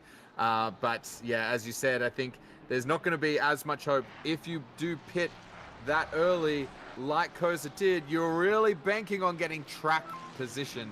So I don't think he's expecting now to be able to take it to Hobbs with Hobbs on the fresher tires, as we got some very, very deep running from that Ferrari 86 into turn 1. We're back on board with Mags fighting with Glover and Hamilton behind. So this is a nice little battle shaping up here.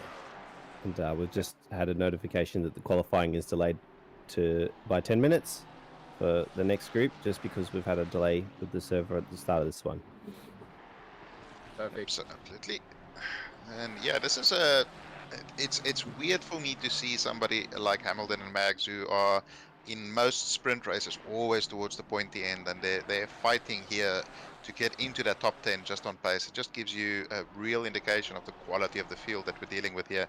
The drivers of this caliber are only, and I say that holding up inverted commas, fighting for P10 here. Great little battle this one is. Hamilton just on the back of Mags here. Mags, who had the pace on Glover earlier too, so nice little three-way battle. The closest three-way battle we've got in the field right now. So sorry to interrupt, Hind lost out big time in the pits there. I'm not sure if he had a poor pit stop, but he is well behind Kosa and Bakita as well.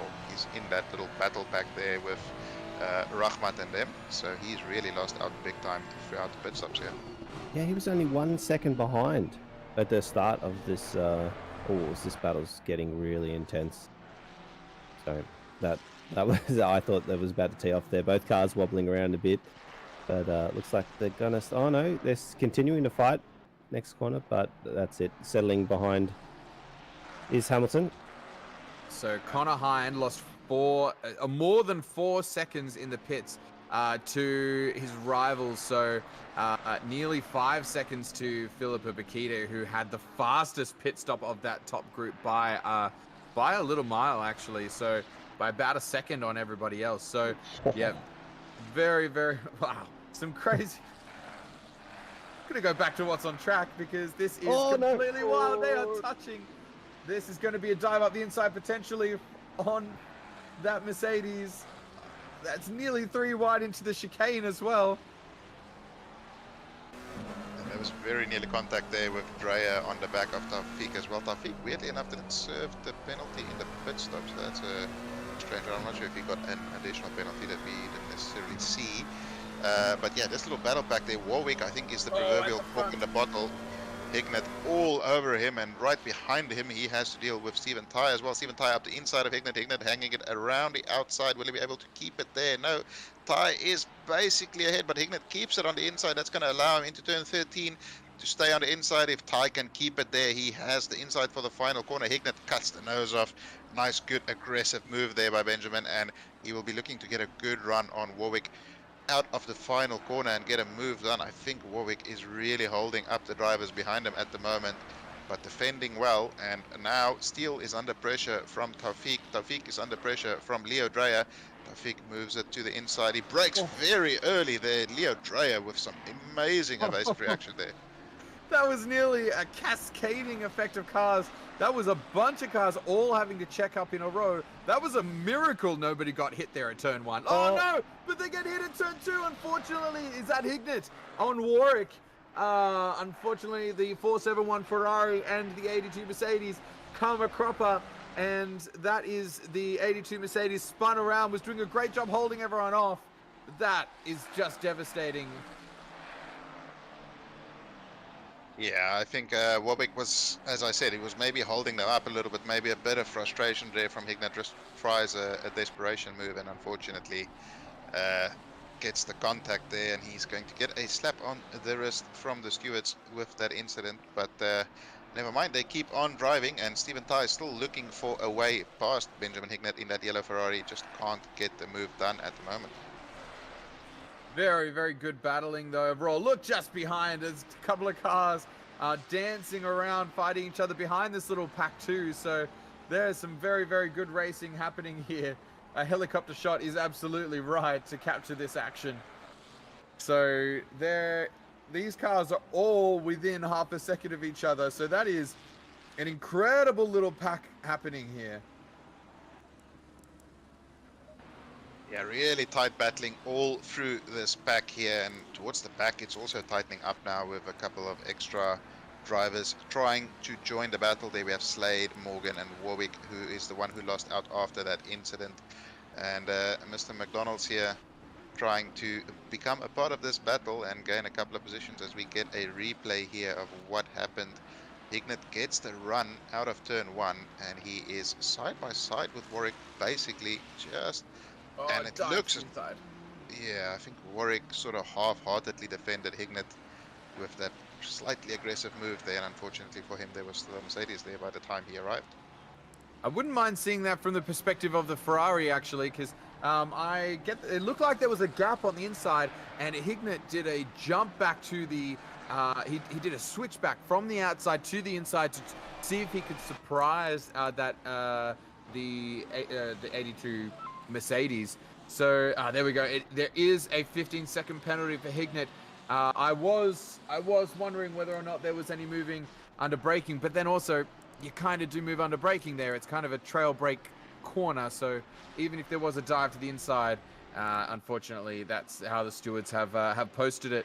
So As we get your wish is the command. So we've got the outside here. He's trying to outbrain him by switching quickly to the inside. There's space there now, but there is not once they enter the corner. So whilst there may have been space earlier on, there was not by the time they actually, well, because you really do. You turn in under braking for that corner. It's how you run it. So it's not like a big hairpin corner where you are braking in a straight line for such a long time. It's just not that kind of corner. Yeah, you need to have some sort of overlap before you consider doing a move down there. If you get your nose maybe like to the back wheel, then you can gain another half a car or so as you go in, but anything less than that, and there's almost no chance. Exactly, because they think they've got the apex, which he absolutely rightly thought he had, and he braked in order to reach the apex. It's not like a turn like the back straight of Barcelona, or even turn 1 here, where if you are battling down the straight, you could sort of switch to the inside, and under braking, nobody's doing any dramatic amount of turning under braking, so you could make that kind of move happen. So unfortunately, that's devastating for the Mercedes car, who was at the front of that pack, now well behind them. So we're going to jump a bit further up the field, and we're going to ride on board. I think we're with Connor Hind right now, because I can't see the little red mark on the name. So Connor, we're in that purple Ferrari.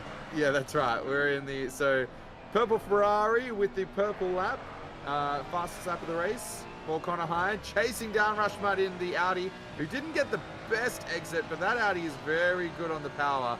So looks like he's pulling away from the Ferrari in the slipstream. Yeah, Ferrari not renowned for its top speed, and the Audi acceleration is just on a different level. And Rahmat just needs to somewhat get the final corner right, and I don't think Hind will have much of an opportunity. Looks as though Bakita sort of settled for third position here. She's not trying to attack Kosa and Hobbsy too much. Saw Kosa close up to Hobbsy a little bit before, but no real severe pressure being placed on. This is about the closest battle we have in the top 6 or 7 at the moment. See Kosa there, getting closer, but not close enough to really mount anything. Sasha Dev really leaving this until the last possible moment to perform this mandatory pit stop, and will of course have to serve that 15-second penalty while in the pits. Yeah, that's right. So about to pit now, as we assume. Yes, I was worried for a second. And I'm again looking at the wrong screen. So looking at Jamie Koza Costa is in P8. No, what? currently in. It's what it says. Yeah, no, he's Hobbs gone. in P2. They're on the penultimate lap. So Hind. No, Kosa must have had Kosa, a sorry. massive incident because he dropped 6 positions there. So obviously Hobbsy P2 because Def has run so long, but he will take P1 now. There's a big old gap behind him to Bakita, where there used to be a Jamie Kosa who is no longer there. And we may get some kind of an explanation at some stage as to what exactly happened. We go back on board with Chris Cooley here, running in P13 after starting in P27, a 14 place gain, and he is placing a lot of pressure on the back of Liam Hamilton here, but he's only going to have one more lap to get something done. Can he get a good enough exit out of the final corner here to get a run as we get a replay of Jamie Kosa here? Chicane probably. Oh no. Oh, it just carries too much speed. Oh. Good dodging from Bakita and from everybody. That is terrible. He's been in such good form. That is absolutely devastating for the man who was our pole sitter last race. So that is absolutely devastating. As Death finally comes out of the pits on the final lap of the race, rejoins in P20 by the looks of it. So Hignett that's has having a served. drive. Hignett has a drive-through, but that must be separate because I think it was a 15-second penalty for the collision that we had.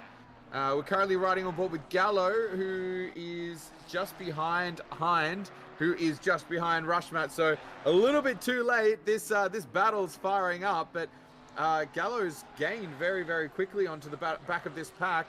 So I don't know if there's any time enough for anything big to happen here. But we are going to jump back over to Mitch Hobbs, who was P1 last week in the one race. He was P3 earlier, and he's going to be P1 again. So he is showing himself to be class of the field. Bakita, after a bad run last week, has made up for it with this one. That is a second place position again for Philippa Bakita.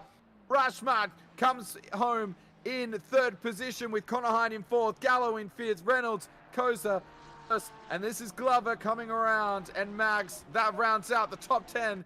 Congratulations to Mitch Hobbs. That is round 2 of the Simagic GT3 Cup. This is our knockout round A for the evening. So great work to everybody racing. That was very, very fun to watch. Yeah, phenomenal racing there by the front of the field there. And oh, that's an unfortunate little oopsie there by Stephen Ty. I don't really want to be doing that too many times. But yeah, phenomenal racing throughout the field there. A very rare mistake from Kosa there, just carrying a little bit too much speed into the chicane, and that cost him a position, or a couple of positions there actually, and a podium. So he was doing so well across the whole championship so far after a couple of solid positions finishing. But yeah, we will get confirmation here of your final standings. We have Mitch Hobbs taking the win, Philippa Bakita in second, and Fadli Rahmat in P3, with Connor Hind taking the fastest lap in P4. And you see Kosa dropping down there to P7 after that final lap incident. What an excellent race. That was fun to watch. But we are halfway through qualifying for the next round, so there is no time to waste. We are back to it. It is currently Ali Kairudan at the top of the field with a 42.7. I don't think that they are hampered by a green track with this qualifying, because those times are already mega fast.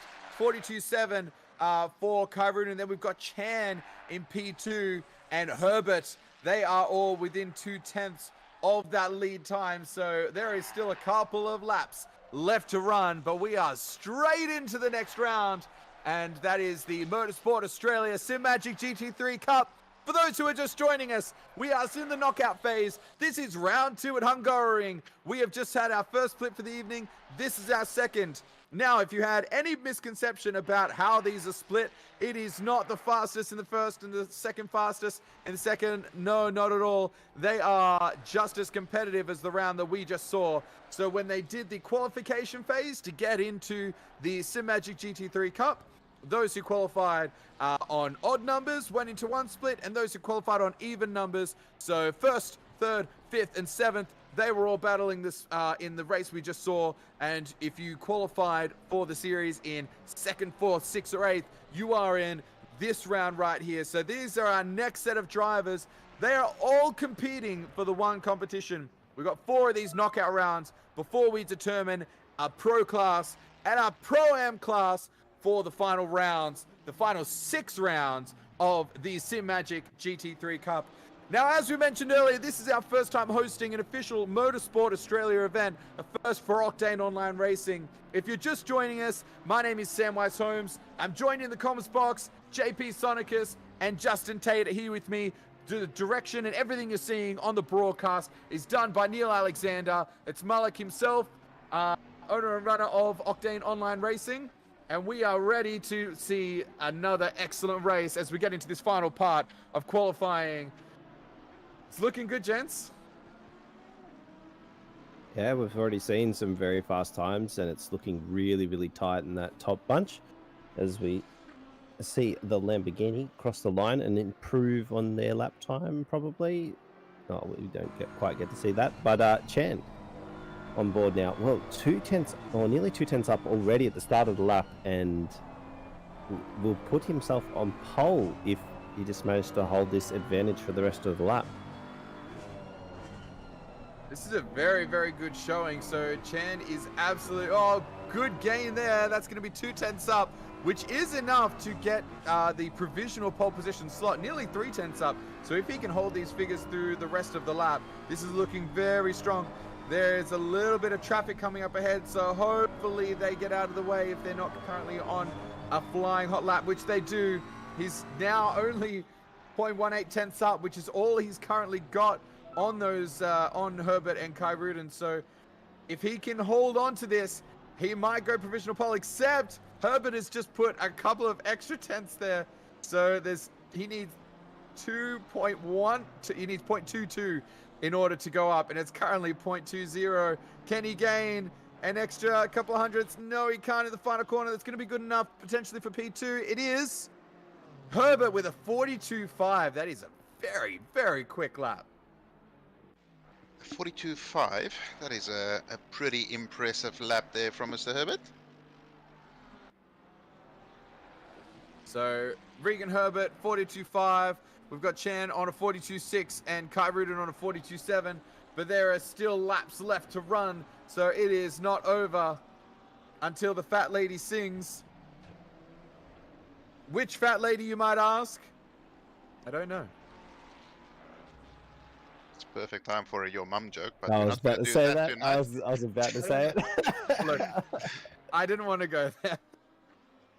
I didn't want to go there, but these are going to be the last laps that we see. Everyone who's just crossed the line are going to get their final runs.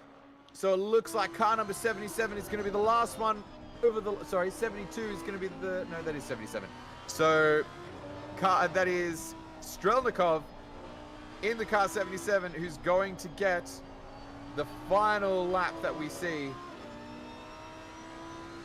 Oh, that is a stricken Ferrari in the worst possible spot. Just loses a bit of time there for Ethan Cale. Oh. And he invalidates. Unfortunately, will not see any of those gains. That was a potential top 3 start there too. So that's very, very disappointing. Yeah, that just happens sometimes in motorsport. Someone else makes a mistake, and you just have to deal with it. You have to go around it, and yeah, it wasn't that it was on the corner that he went wide on. It's just he got sent a little bit wider through the left-hander, so he wasn't able to set up for the right-hander there, and it just he only invalidated by about half a car width as well. So that's all you need is this section of the track has such a flow, and having someone interrupt that can just ruin your lap. As we've seen, so that's very, very unfortunate. And as we look on at Spinazzi, who's currently on par with his best time, but a couple of tenths gets you quite a ways up the field here. So he's currently sitting in P8. Let's see if he can pull some magic out of the hat in the last couple of corners. Second last corner, up 1/100th That's not going to be enough. He's going to want a couple more than that on this final corner, and he gets it. 500s, 600s. That's not going to be quite enough. He is going to stay in P8 unless anybody can knock him off from behind. That is it. Spinazzi in P8, but it is Regan Herbert who is in pole position. Holds on from Chan and Kai Rudin. Corey Sweet coming home in 4 in qualifying. Now, a bit of a reminder of who was at the top last week, so that we know who is doing good for their run during this knockout phase. So Strelnikov was on pole last week. This week in P6 off the start, but did manage to hold it on for the race win. We had Ryan Houlihan in P2 though. I think Houlihan might not be racing. I suspect he won't be below 23rd position, so I'm going to say he's not racing. Week. Corey Sweet was P3 last week, so Sweet currently sitting up in P4. So that was our top 3, and then other names. So Sang, who came home P4 last week, currently sitting P10. Brad Cook was in P5, who is just behind, who's just in front, sorry, of Sang in P9. So those, and then we had Kale and Rayton behind that, so who've both put in some good lap times here. Kale in P7, Rayton in P5. So the new names that we're seeing, so Kai Rudin, who may not have been running last week, is... I think he missed. So did Herbert. And Herbert. So, did Regan Herbert wasn't there last week? Nope. Regan Herbert is noted as qualifying in P5. So, he definitely qualified last week. Yeah, he raced. He came 16th last week. I think there was a unfortunate... Well, real Herbert's rocked up now. And Kai Rudin as well actually qualified P2 last week. And ended up finishing, unfortunately, down the pack in P13. Thank you very much. So no, they were there. So they're not new to being at the top of the board, but they are definitely new names for this week. I think Chan may not have. Chan was not in there last week. Yeah, correct. So Chan, yeah. I would say my big surprise here is Strelnikov in P6. He really couldn't put a proper lap together there. Seen him in practice throughout the week doing fairly low 42s, and he just couldn't get that together in that practice session. But it's sort of a skill of its own, really, finding that open track position that you need to get a couple of good laps. Chan maybe predicting some bad weather here. I'm not quite sure why that wiper is going. Waving to the crowd. Waving to his fans. He's saying hi. It's great. But it's always good to see somebody who's fast qualifying behind. Like if Max Verstappen qualifies, down the pack, it's going to be an exciting race. So I'm excited to see a racer like Strelnikov further back because that might mean we get to see some action as he potentially moves his way forward.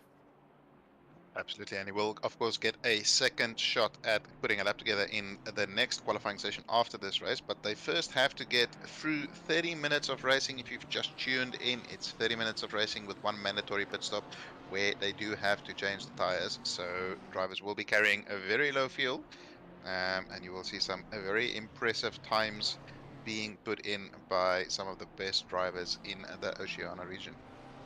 Absolutely. So let's get familiar with these cars. So that's Herbert up the front in the red Ferrari.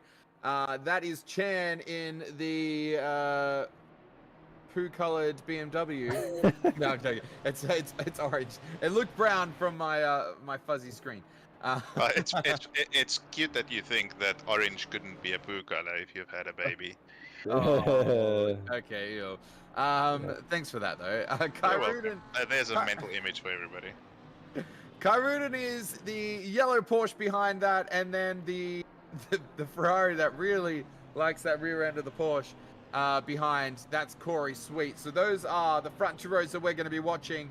So keep those in your mind. So again, that's Herbert at the front, Chan in the BMW, and then Kai Rudin with the yellow Porsche, and Sweet then in the silver Ferrari, and then you've got Laundry House Racing behind. So cannot mistake that one. Laundry House Racing is Terry Rayton in the car 85 Ferrari behind that as they all come double file. And we're going to kick off our 4th race for this evening. And this is going to be the first race for this split. They've got a couple of corners left to go, so... I just want to point out, this is the split with the fast overseas drivers. The Aussies are struggling to beat the overseas drivers in this one. So just a reminder that if you see a silver name tag, a silver number plate next to the drivers' names, that means they're not racing in the series, but they're here to race and compete and have a good time. And they do have their own little series running. Yeah, absolutely. As well. And it's basically Ford versus Holden. It's international versus Australian. So international currently have P1 and P2. That's Herbert on the left, Chan on the right. They're coming down towards the line. We are ready to go for the first race of the second split for this knockout round.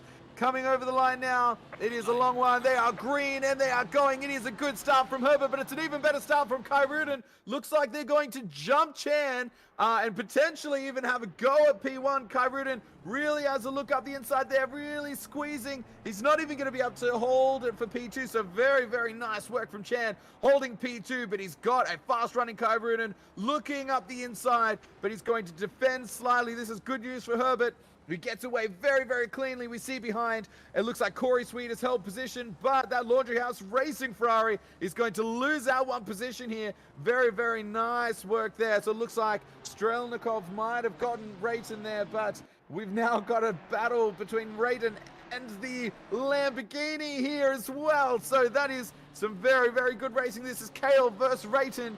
They are side by side through turn 5. It looks like Rayton is really, really struggling here, going back and back, has to go too wide through the chicane, almost touches. He's just gone really, really far down as that safety car is deployed for question mark reasons. Question, Like a turn big 4. accident at turn 4, yeah. Whew. Did I not see it, or were we? No. That wasn't, that's just... Okay, cool. Happened at the back, but yeah, was- man. Very, very, very good stuff happening there. What do you think, guys? Our best start tonight. That was fantastic from all the drivers. Really, that was those front bunch were very, very fair, but very tough with each other too. A lot of feeding them right to the edge of the track and even over a curb or so, but also not backing out and driving quite nicely between each other. I really enjoyed that. Good. How's Chan under braking though? I mean, I think Kai Rudin just kind of, well, he thought he had a potential run at P1, so he stuck it on the inside. I think if he stayed a little bit more to the left, we would have seen him hold that position for P2.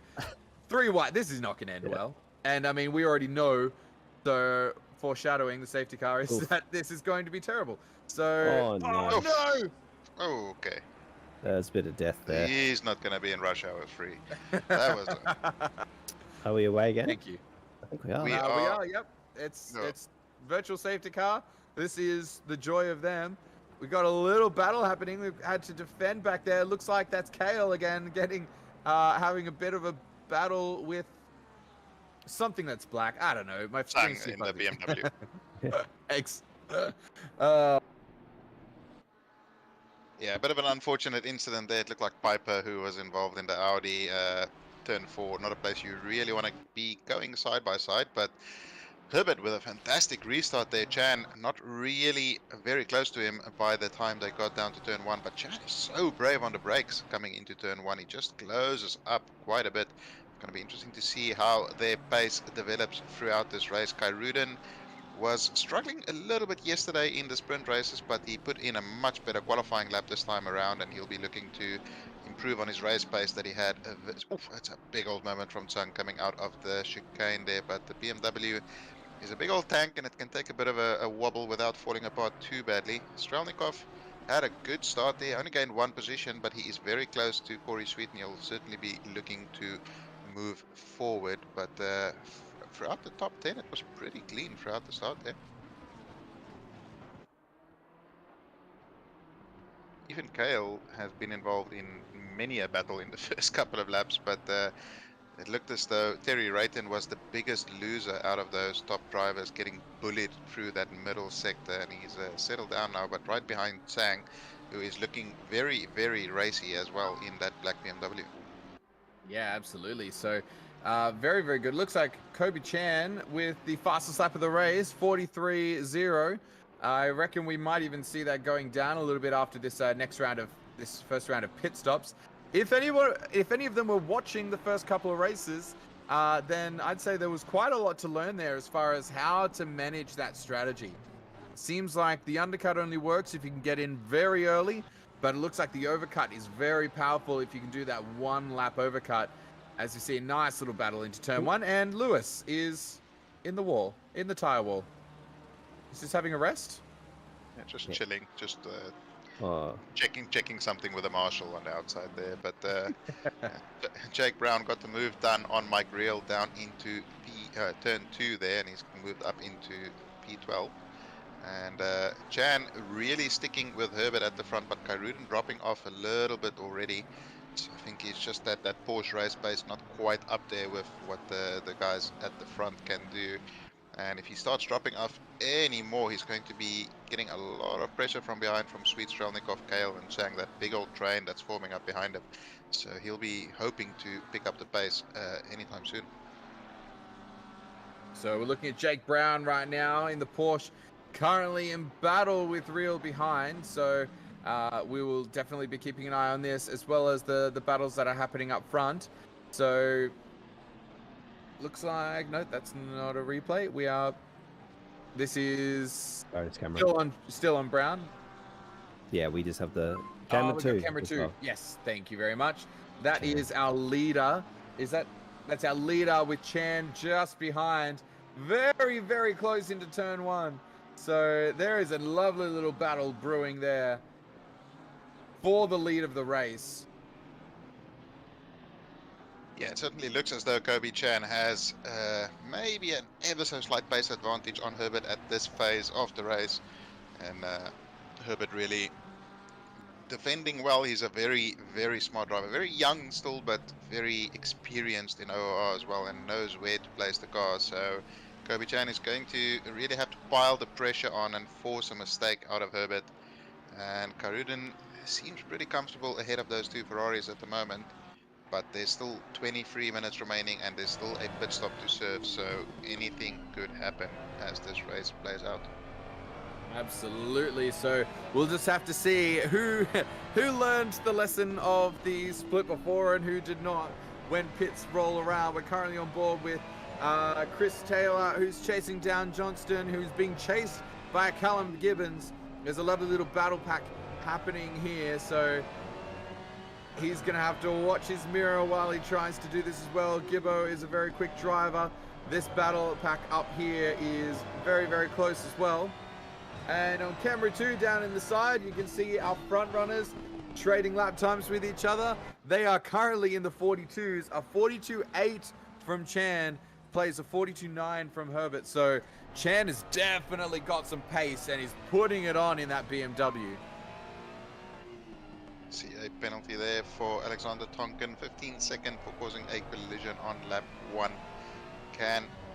Johnson, I think it is behind Taylor here. Oh, sorry, Gibbons behind Taylor, trying to get something done. Not the best exit, and he's not quite close enough as they start hurtling down towards turn 1, and he won't be able to do anything on this go around. But these two guys are trying to catch up, or these little battle train are trying to catch up to the two drivers ahead of them there. It's Baldwin and Mike Reel.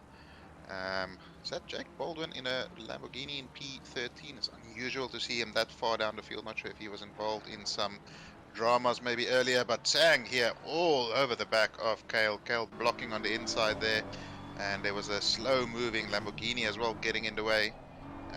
But Sang really putting the pressure on Kale. Kale making a small little error there, going a little bit wide. Will Sang send it up inside? No, not quite close enough.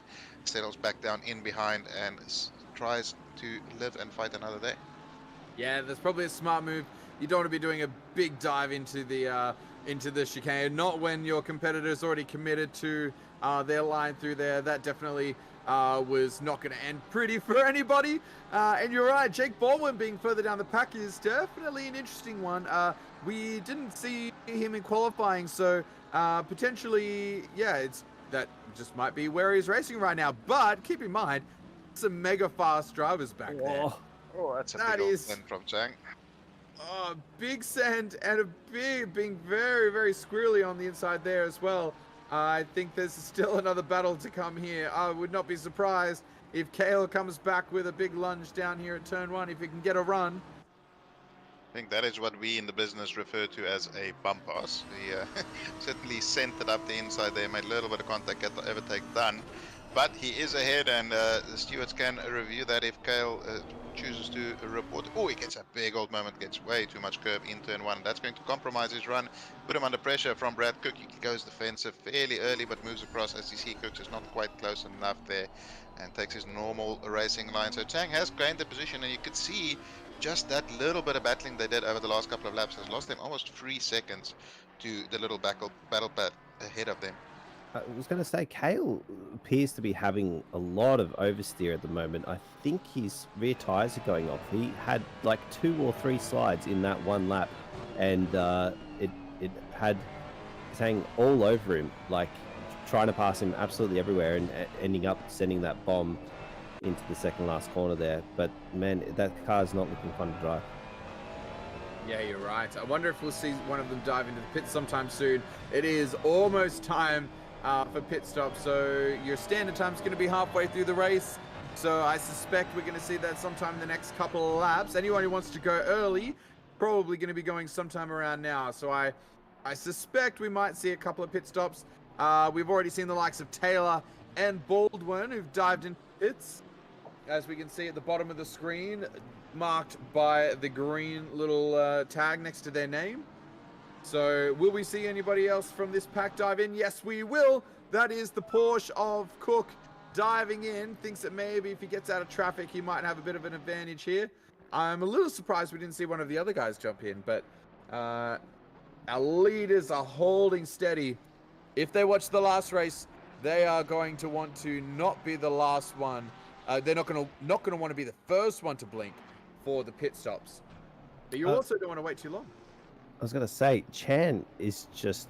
these two at the front are setting such consistent lap times. Chan just keeps beating his fastest lap by like 0.01 of a second, 0.1 of a second. Like, they're all just so tight in lap times. He's still got his wiper blades going as well. I think he's a bonnet cam racer, because He must. Ah, right.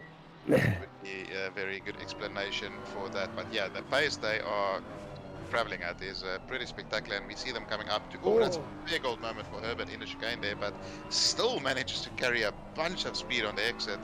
And ooh, okay, well, Okay. that is the most effective blue flag I've ever seen. I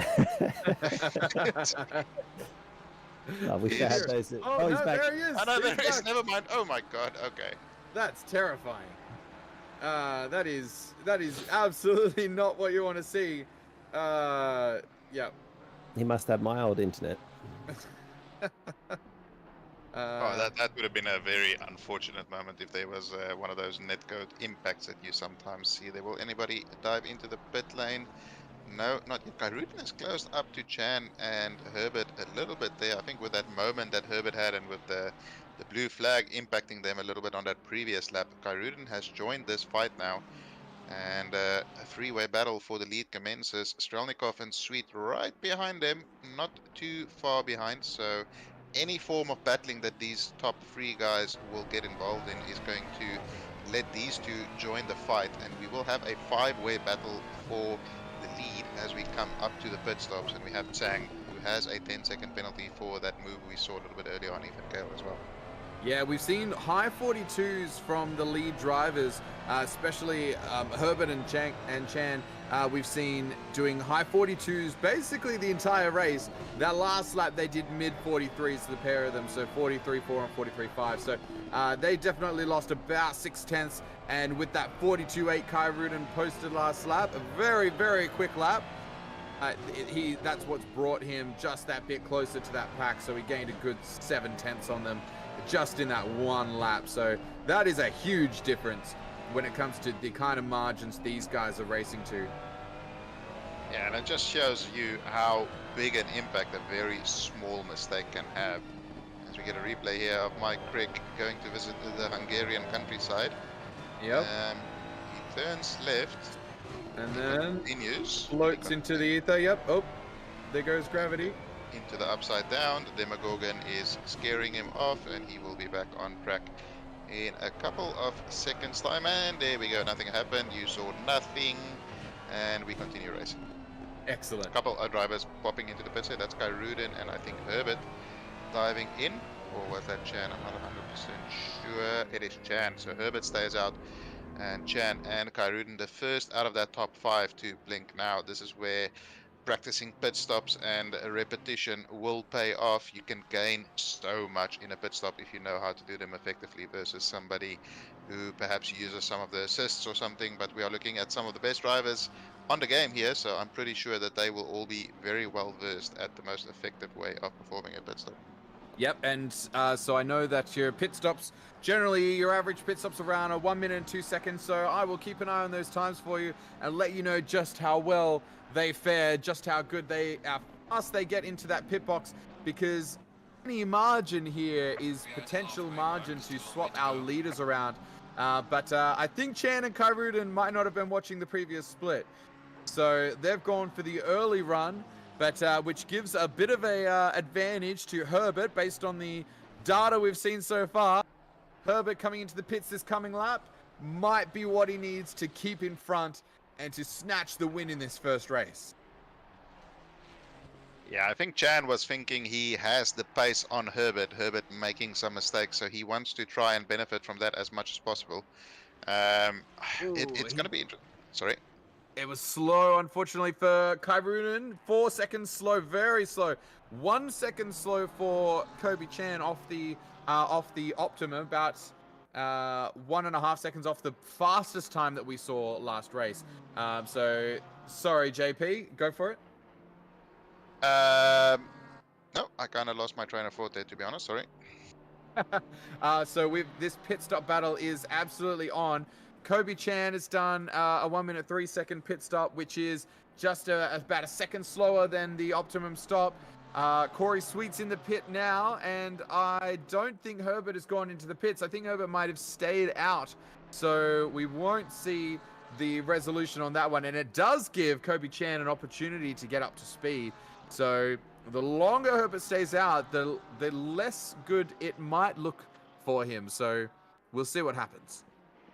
I guess it just depends on the type of pace he's still able to run. If he's not losing too much time on his optimal lap times, then he could potentially still bridge that gap. But as you said, Chan had a bit of a slow stop, so that Ali Karudin, and that could potentially help Herbert even with a little bit of lack of lap time in these upcoming laps. He could still stay ahead of Chan just because of that loss in the pit stop.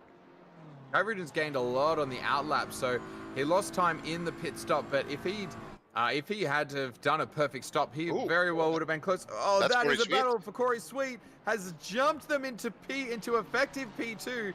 So that overcut has definitely worked for Corey Sweet, who is having to defend into turn 2 from, that is Chan, who came in P2 and he's hit Corey Sweet. No. Corey Sweet has been bumped from behind at turn 2 and he's into the wall. That is going to be a penalty for Chan. So that is good news for the car behind. That's Kai Rudin, who's probably finding himself in effective P2 right now. So very, very disappointing for Corey Sweet, who just had an excellent pit stop and got out in blizzard time.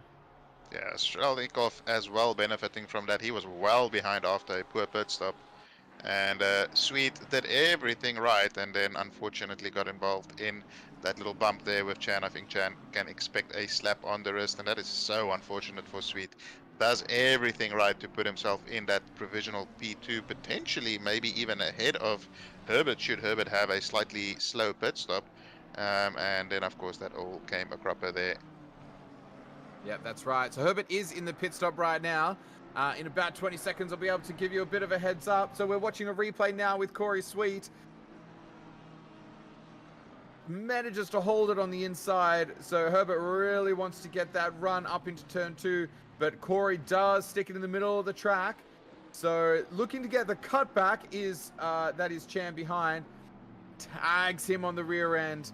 Shouldn't be too much damage, but it's still ruins the race, unfortunately, for Corey Sweet, who's back in P10. So now having a look, it was a slow pit stop for Herbert. It was actually 2 seconds slower than Chan. So we might see something here. Yep, So you're seeing something here. Go Oh, as for it, Chan is JP. Chan up the inside into turn 2 of Herbert. Is that going to allow Kyrudin to benefit as well? Herbert cuts ahead of him. That was risky from Herbert trying to close that gap there, but it paid off. And he will stay ahead of Kyrudin, and I'm pretty sure that Chan will be receiving a penalty. So Kyrudin and Herbert, your provisional P1 and 2 as it stands. Oh, that's a bit wide from Herbert. You don't want to be getting any or too many warnings here. You will have a drive-through very quickly if you're not careful. And oh, that could potentially be another one for Herbert. He really should be careful of that. But Chan is going to try and run away as much as possible to mitigate the whatever penalty he will be receiving. But yeah, he needs to build a gap to Herbert as Herbert's trying to get those tires up to pressure. Kyrudin has a small window of opportunity here where he will be faster than Herbert, and then the pace will start to balance out. In fact, he's got a bit of a run right here. He might not be close enough for a dive, but it's definitely looking tempting for Kyrudin. This is effectively, so what we're seeing is positions 1, 2, and 3, but this is effectively a battle for P1 behind, because we know there is a penalty coming for our provisional race leader, which is Chan at the front of this pack. So we'll see, can Kyrudin get a run out of here on the Ferrari? Can the Porsche get a bit of a slipstream down behind the Ferrari on the straight? I don't know if he's quite close enough, but he's definitely is close. And as we're seeing on camera 2, we've got another competitor coming out of the pits. It's Ethan Kale just behind Corey Sweet there, so very, very close to getting ahead of Sweet and Strelnikov there. And of course, Tsang, having served his penalty in the pit stop, will be well behind this little battle group there. But Kale gained a lot of time in the pit stops there. I think Strelnikov had a poor pit stop, and of course Sweet had his little incident. So as the rest of the field starts pitting, Richie is in. Only one more driver there in Nettle who is not yet been into the pit lane. But Chan about half a second ahead of Herbert at the moment, and he has received a 10-second penalty, which in a field this close drops you down a fair few positions.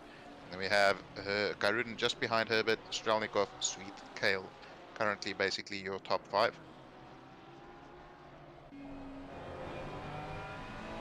We're currently riding on board with Corey Sweet, who's just behind Strelnikov. He's definitely looking to make up for that disappointing happenings at turn 2. Nothing he can do.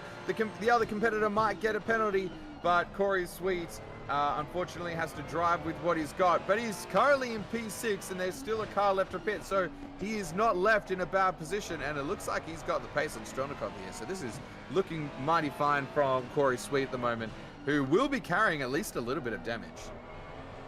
I mean, in realistic terms, from the start of the race, he's only lost 1 position, so it's not the end of the world. But he'll still be frustrated from losing that potential P2 or maybe a P1 if Herbert's pit stop wasn't as good as he would have hoped. But yeah, it'll be interesting to see, because Sweet was in this battle group here, and Chan took him out, so he could well have been in the lead, but woulda, coulda, shoulda doesn't really make a difference at the moment. Herbert still sticking with Chan here, Chan not really putting a gap, and if you do the quick math of where that penalty is going to place him, it might just drop him down to the bottom of the top 10 very nearly. Yeah, he's definitely going to have to push to try and mitigate that one. But yeah, you're absolutely right. Coulda, shoulda, woulda. But Corey Sweet definitely was in the box seat ahead of Chan when that contact happened. Chan ended up ahead of Herbert after that. So one can only assume that that was a potential race lead that was knocked away from Corey Sweet. So that's very, very disappointing. That's a 15-second penalty for Chan, which, as you say, will put him down to, towards the back of that top 10. So yeah, that is definitely not looking good for him, but we'll keep an eye on that to see where he places. Yep, it's the unfortunate reality of motorsport. Sometimes you make mistakes and you get served with a penalty, and yeah, you just take it on the chin, you own up to the mistake, and you move on and try and do better next time around. Strelnikov taking out a little bit of time of Kai Ruden in the last lap or so.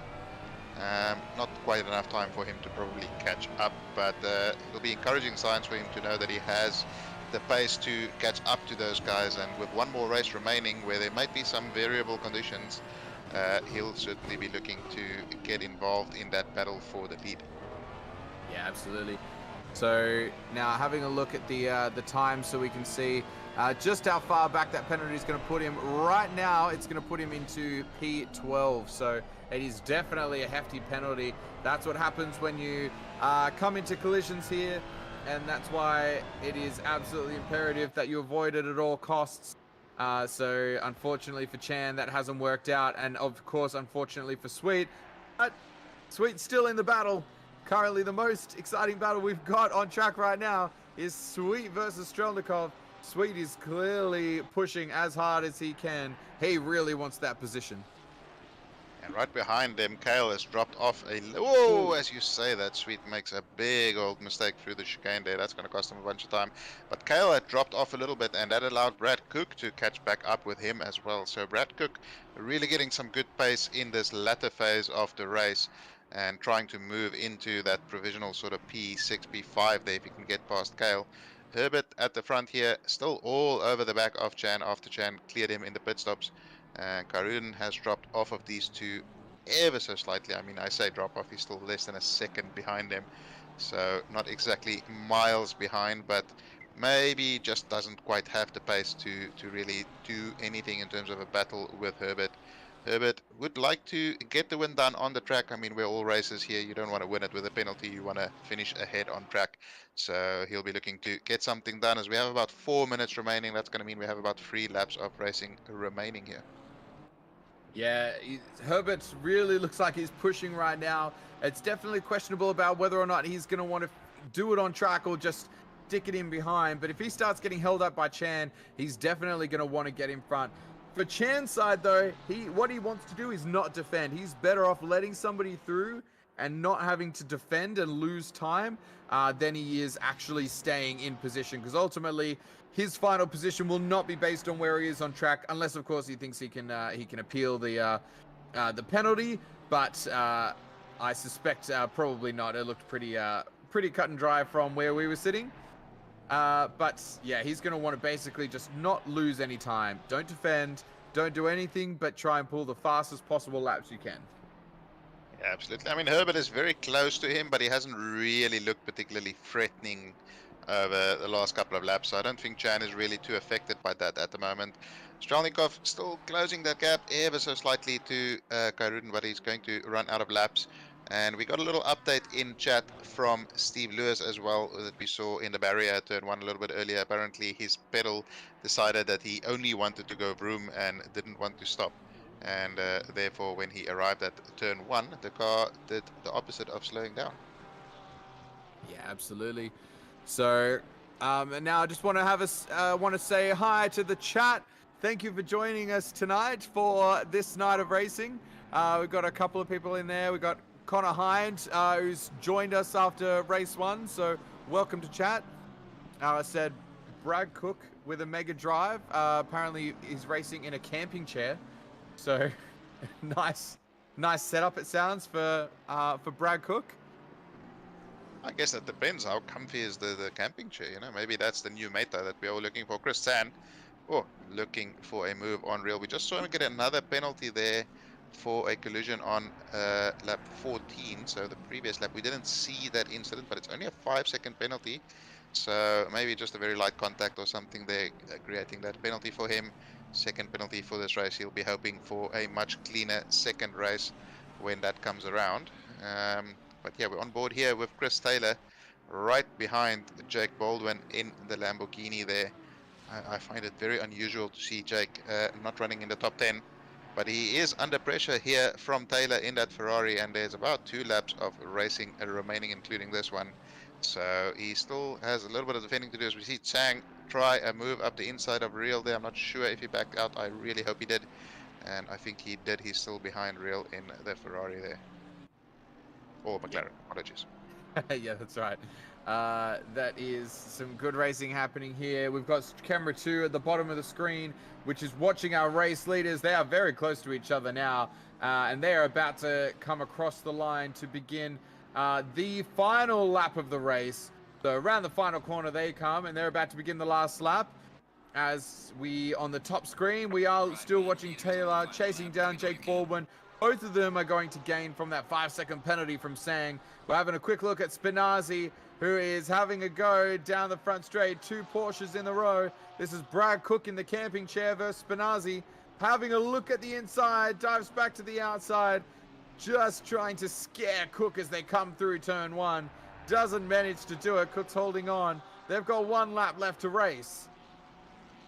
Yeah, fantastic. I'm not sure what happened with Cook, why he's dropped off Kale quite so much. He was right on his tail. Maybe they had a bit of a battle or something. But anyway, he doesn't have any time to dwell on that as he's under pressure from Spinazzi right behind him there. Kobe Chan here still in the lead, but obviously he does have that penalty that he will be serving at the end of the race. And we got clarification there from Firelord that the penalty for Tsang is for flashing, not for an incident. So that would be why it is only a 5-second penalty. As a reminder, you're not allowed to flash competitive drivers. You're only allowed to flash a blue flag driver once you arrive behind them, and only once. That is the rules in OOR as written in the sporting code, and he broke the sporting code. That's why he got a penalty. But Kobe Chan, another driver who broke the sporting code during this race, as we get a little license update there from him. 17 years old, so young, so fast. And he'll be looking to have a clean race in the second race, as he clearly has the pace to win a race here as he comes around the final 2 corners. He will take the win in Knockout Group B. Race 1 here at Hungaroring in round 2 of the Simagic Motorsport Australia GT3 Cup. He's closely followed by Regan Herbert, who takes the win after the penalty gets served by Chan. Karudin crosses the line in P3, Strelnikov in P4, Corey Sweet closely behind him, Ethan Kale, Brad Cook, and Matthew Spinazzi is the top 8. Terry Rayton and Lewis Kugli will be the final 2 positions in the top 10 there. Yeah, very, very good racing. So that's going to drop him back. I believe it's going to be to P9 for Chan. So disappointing, obviously, for both Chan and Corey Sweet that happened. But ultimately, that is racing. But both of them have another chance for redemption in the second qualifying round. But we are not yet done. There is still some battling left to happen in race 1 before we can get to that. This is Tonkin. Absolutely on the edge is that Mercedes in front. So can Stenberg hold on Tonkin for the final 3 corners? I think he might be able to. He's just far enough ahead. This is a good battle for P23. Very, very wide is that Mercedes. Are we going to see a dive from Tonkin? We are not. He's holding it clean around the final corner in that car number 69. And coming to the final corner, it is going to be Stenberg ahead of Tonkin coming across the line.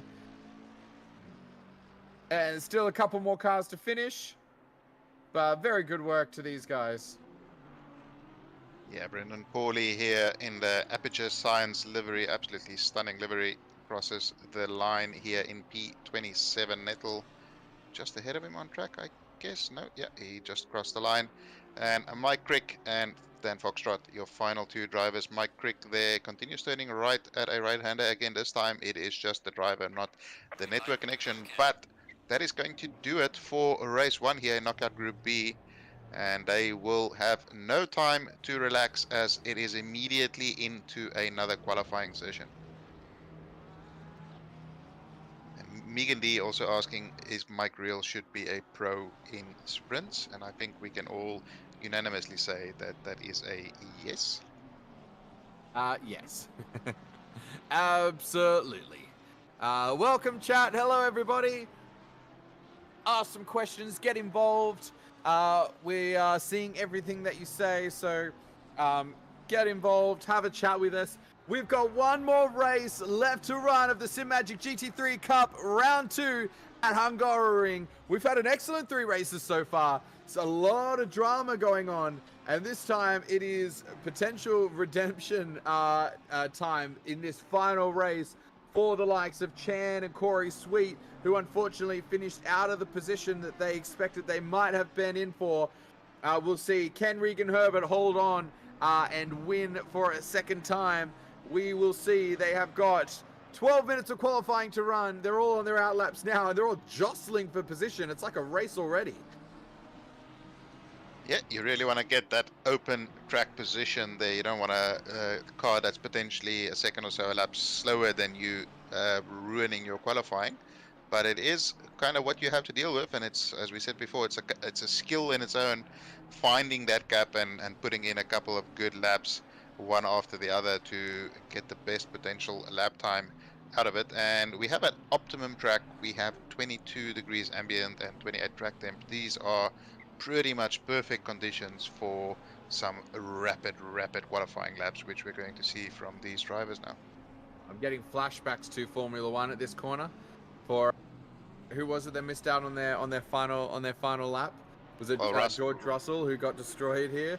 Yeah, watching them all bank up the final corners, just giving me F1 flashbacks to that horrible scenario. And they're all starting their first flying laps now, so we'll see those ping up on the board in about a minute and a half's time. So just you wait. It is all about to happen here. And we've seen that's a photo. He looks very intimidating there, from Chris Taylor, 34 years old, from Australia, with the Milk Team Racing, and started racing in 2021. So he has some phenomenal pace for a driver who's only been doing this for 2 years or so. But with the eyes as focused as that, I can see why he is such a good driver. But just a quick question for chat. We've seen a couple of races now. We've seen some sprint races this week. We have optimal qualifying conditions. We have some of the fastest drivers in ACC in the Oceania region. What are your predictions for a pole lap? And I'll give that to Justin and Samwise as well. All right, so come on, chat. Tell us what do you think the time is going to be for pole? And you know what? Just as an added thing, let's see who are we banking on for pole too. So I'm gonna call it a 32. A 32? 3. Sorry, a 42. Formula 1. I'm gonna say a 42-3. I'm feeling very optimistic. I reckon 42-8 by Chan. That's what I'm going. Chan was looking so fast last race. 42-8. Yeah, I'm gonna go with a 42-5, and I'm gonna give it to Strelnikov. 40. All right, and I'm gonna put it as. Actually, I think Chan. All right, I reckon Chan's got it, and yeah, I'm gonna stick to my 42-3 prediction there. I reckon somebody's got it. As we see him, is that a McLaren just cutting the grass for us? Yep, no, that's their brand new 720S lawnmower. It's a ride in, not a ride on. Very, very quick, but certainly an efficient way of mowing a lawn. As Strelnikov comes across the line here to put his first lap in, and he does a 43.0, exactly the same lap time as Corey Sweet, and only 1/100th quicker than Kobe Chan. So we saw one of these ultra close qualifying sessions in race 2 of Knockout Group A. Will we get another showing quite as competitive as that? I mean, it's currently looking that way, as we've got Regan Herbert's driver's license up. So 17 years old, first started in 2016. Oh God, how young was that? That's 7 years ago now. So at the age of 10? Wow. Right, excellent. So Regan Herbert, who is one of the fastest drivers on the field here, we're definitely going to see an improvement for time for him for sure. So, and we will see. We're currently down to a 42.7. Sweet has done. So we're getting down. I think you said a 42.8. Did you? I think it was Justin. Oh, there's the 42.5. So we are. So all right, you're currently leading as far as we are. So our only prediction from chat is Bafu with a 140 dead. I think that's probably not going to be the case. Not today. That's very, very optimistic. Yes. he does say I can dream, so he's hoping someone is magically fast. That's right. I'm standing high. I'm feeling pretty confident about my 44.3 right now. 42.3. I don't know, man. The numbers are hard, but yeah, it's not a bad call. I mean, Chan with the 0.5 already, so I got the time right so far. I don't have the correct driver, but I'm sure Strelnikov is not going to let me down in that sense. But Kyrudin here is up 2 tenths. He got a good exit there out of turn 11 or turn 12, no, turn 11, sorry, and he comes down to turn 12. Very, very tricky corner. You can take a lot of that curve, but it does unsettle the car somewhat. You see there on the exit. Loses a bunch of time, comes into turn 13. He's 2 tenths up. That's not going to be enough for pole. It's not even going to be enough for B2 at the moment, unless he can absolutely not drift the final corner. That is not the fastest line. He still is improving on his lap though, so that's a pretty effective drift, but he won't be too pleased with that final corner there.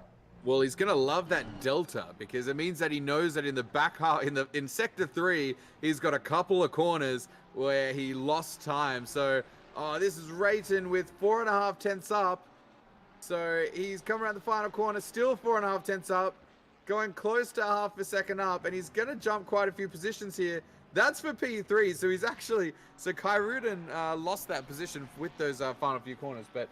Yeah, he's gonna know he's got time to gain. That's always a nice thing to know when you're just watching that delta doing laps. That you've got a few corners where you know you can gain.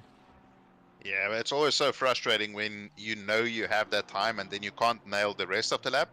That's true. You arrive there with a negative delta. You're like, I have so much time available here, but you just can't quite get it right.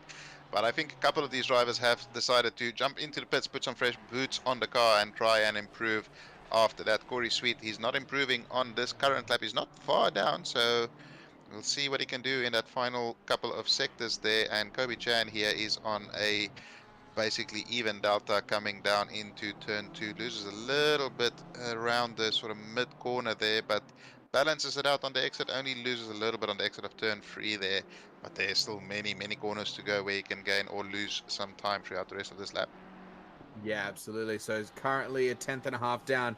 That's not where you want to be when you're fighting for tough margins, but gains and loses. So he's just taking some different lines to previously. That's why we're seeing it jump around so much. Ethan Kale, 1.5 tenths up. Make that 1 tenth up.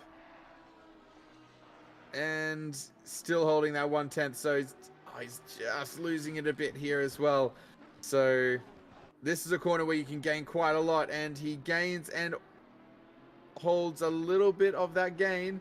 So nearly 2 tenths here. 2 tenths is a couple of positions.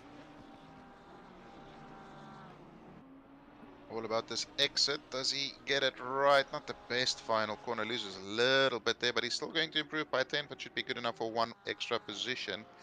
We are quickly running out of time in this qualifying session. Only 2 minutes and 40 remaining. Oh, that's ever so slightly wide. Ever so slightly. That was Kyrudin, who up to that point was even on his delta, and we know he's got time to gain. So we'll definitely keep an eye on Ali. I think he's got a good chunk more than 3 tenths.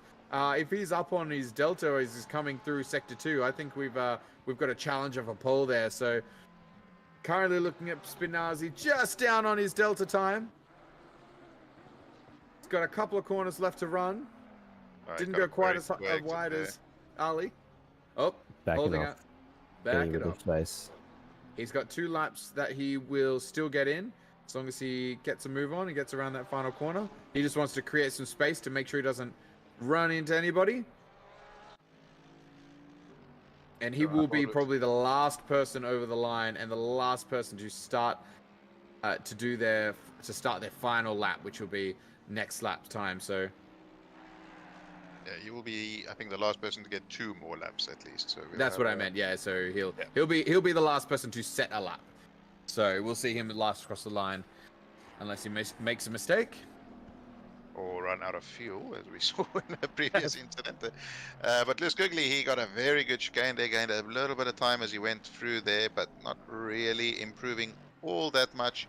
But this middle sector, oh, no, never mind, he just gained a couple of tenths there, loses it a little bit again. I mean, it's very pixelated, so I'm not 100% sure how far he is up, but that looks like a 4. maybe. I think it's at point 2. I think Okay. I'm seeing the same thing as you, but it's yeah, I think he's just gone under the. Never mind. So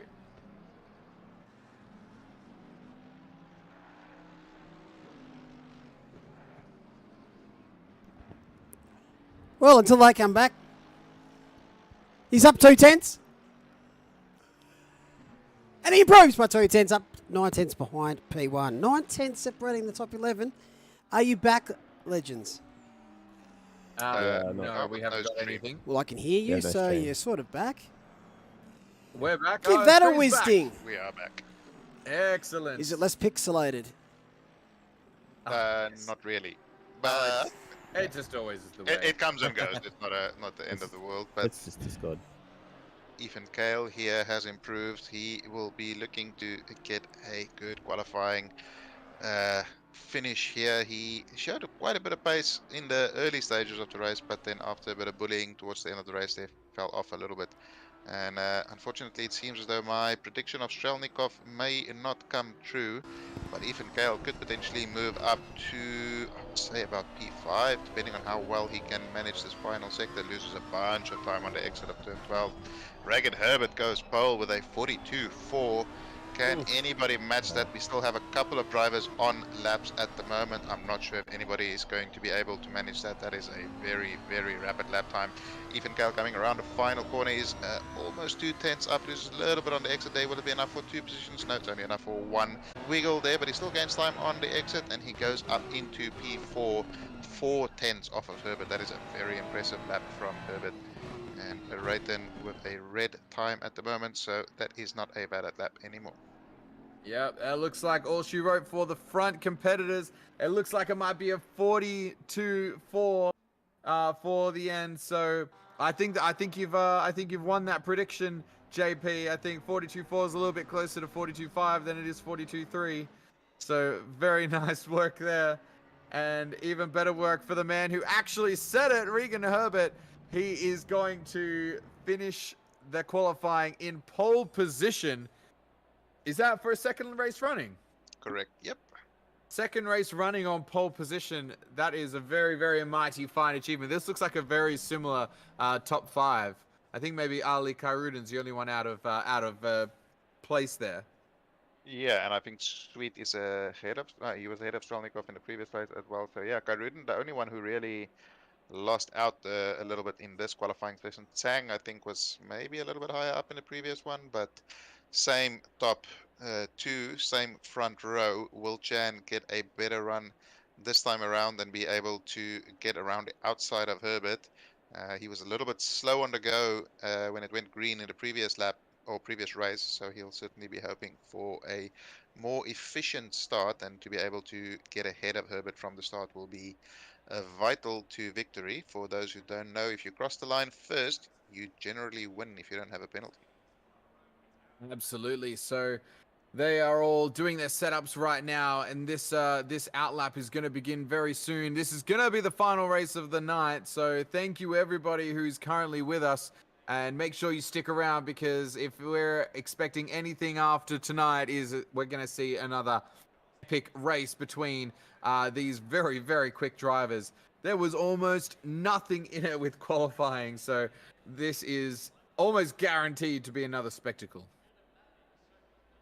Yeah, I want to Yeah. point out that last 3 corners, just about every driver on their faster laps when they're in the green, almost every single driver was going in a bit too deep. Like everyone was trying to brake just that little bit later. You'd see the Delta dive right down as they hit the braking markers, and then they'd lose it all on the exit. And that a number of drivers lost more time on the exits going in hard. It's really important not to lose concentration and not try too hard, because generally the thing that you do when you want to go a bit faster is you brake a little bit later and you try and get on the gas a little bit earlier. But if you broke a bit too late, you just can't get on the gas early enough. And we saw a few drivers give away their lap or the advantage they'd built up over the lap all in those last couple of corners, because they were just like, oh, I'll just brake 5 meters later or just 3 meters later, and it was a bit too much. So that's something to really watch out for. Yeah, I think Yeah, we've all been there when you're chasing that lap time and you see a green delta and you're like, oh, this is gonna be a PB. All I have to do is just nail this corner, and then you do the exact opposite and go deep. So yeah, it's a very tricky balance to strike versus pushing really hard and managing that sort of absolute knife's edge of how far you can actually push it. Chan this time going for the no wiper strat, maybe that is the key to victory for him. yeah, possibly too much drag on the wipers last race. I reckon that might have been. I mean, he did cross the line in the first position, even though he didn't end up getting first position. So, you know, it's it kind of held him back too much. No, he was. I mean, he still crossed the line in first, as you said. So, but he's choosing. Maybe it'll add an extra little bit of a braking ability in case he gets involved in an incident. But your grid is set here with Reagan Herbert taking pole again, Kobe Chan in P2, and then we have Corey Sweet, Dennis Strelnikov, Terry Rayton, Ali Kairudan, Brad Cook, Chris Tsang, Ethan Kale, and Matthews Benatze rounding out your top 10 for our fourth and final race of the Motorsport Australia Simagic GT3 Cup Round 2 at Hungaroring. This is Knockout Group B. We have already had 3 phenomenal races. I can't see this one being any different. So is that the longest name for a race ever? So it's Octane Online Racing's Motorsport Australia Simagic GT3 Cup Knockout Group B, Round 2, Race 2. Hungaroring, Hungary, Budapest, Electric Boogaloo Round 2, basically. That's right. Yeah. God. All right. So this is it. It's Knockout Group B. It seems Too like a fast for first series. world problem. Just quietly. Imagine having too many people involved. Yeah. Too many Not at sponsors.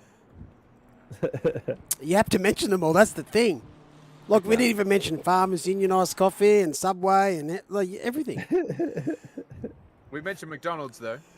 Yeah. Yeah. Got there, man. Well, yes, and the dad joke to accompany it. It was pretty good. It was pretty good. It was well timed. I'll allow it. All right. So there now, just let's familiarize ourselves again. So Herbert in the Ferrari, that's Chan in the BMW next door to it, and very, very similar second row that we saw. So we got Sweet back in that 32. That is the Ferrari, the silver Ferrari, and then that Strelnikov in the very similar looking other Ferrari. That's going to be very hard to separate between. So what are our bets for the start, gents? I'm gonna put some money on Kobe Chan nailing this one and leading the race by the time we exit turn 3. But I don't know. Herbert is a fantastic driver, and he should be able to nail this start yet again. Yeah, absolutely. All right, so for those who are just joining us, this is the Simagic GT3 Cup. We are in the knockout rounds, so we are about ready for our final race of the evening. It's Herbert on the left, Chan on the right. Let's see who gets the best start, and they're away. Herbert looks like he's got a good start. Chan is still alongside him. Corey Sweet is there, but it looks like we've got Strelnikov looking to go up the inside, so Sweet has to take the tight line. That might give Kairudan the look around the outside, but Sweet nearly has a go at P2 as we've got a wide car. We've got a wide BMW there. This is very good for Herbert. So that is Chan fighting off the car of Corey Sweet in P3, who's very, very close to the bumper. Almost gave him a just desserts for the last race there in turn 2. Got an incident. There is Mike an incident. Where's the incident? Turn 2. In turn 2, yeah. Excellent. Busy me watching the excellent battling going on with the leaders, and a couple of side-by-side bit of action there happening at turn 4, so that was a bit scary. So other than that, a clean start. But is that the 113 car I can see on the map in the background? Yeah, there was a car facing the opposite direction of what you want to be facing when you're racing. So, but look at Herbert. He has absolutely streaked ahead of Chan. Chan made a mistake in turn 5 as well, which allowed Herbert to just put away a little bit more. Sweet putting all kinds of pressure on Chan. Chan will really be trying to settle it down and start chasing Herbert down, but 1.7 seconds by the end of lap 1 is just an absolute stunner of an opening lap by Reagan Herbert there. Helped out a bit by the fact that everybody else was racing against each other, going too wide into multiple corners. And that's already a Kai Rudin into the pits. I think he wants to try an early stop, see if he can jump the crowd. Yeah, well, nobody tried that in this group in race 1, so maybe he's thinking that could work for him. He got caught up in traffic a little bit earlier in the other race. Didn't really lose too much. That is a disturbing sight on the back of that Christopher Taylor Ferrari. And Baldwin tries to send it up the inside late on the brakes. Taylor goes deep, but that's going to allow him to stay on the outside into turn 2. And that is Corey Sweet. What has happened there? Oh, no. Corey Sweet was in the battle for P2 with Kobe Chan, and I'm hoping that that is self-inflicted versus an actual incident, but I'm sure we will get some information on that in a bit. Baldwin still putting all kinds of pressure on Taylor there, but he got a bit of a compromised run out of turn 3 there, and under pressure now from Ashley Johnston. Yeah, that's another terrible... That is so close. That nearly ripple effect back as well. Well, thank God his livery didn't load in. If he had the livery on, he would have hit him there with an extra layer of paint. Oh, that was so close. Bloody hell. So, yeah, we'll find out what happened to Corey Sweet soon. So another Sorry to terrible... interrupt there, Samwise. Look who's in P3. Ethan Kale Strelnikov dropped down to P6 as well. Oh, damn. So I'm guessing there was some form of an oopsie-doopsie there with Corey Sweet, and yeah, that's allowed Ethan Kale to gain a couple of positions.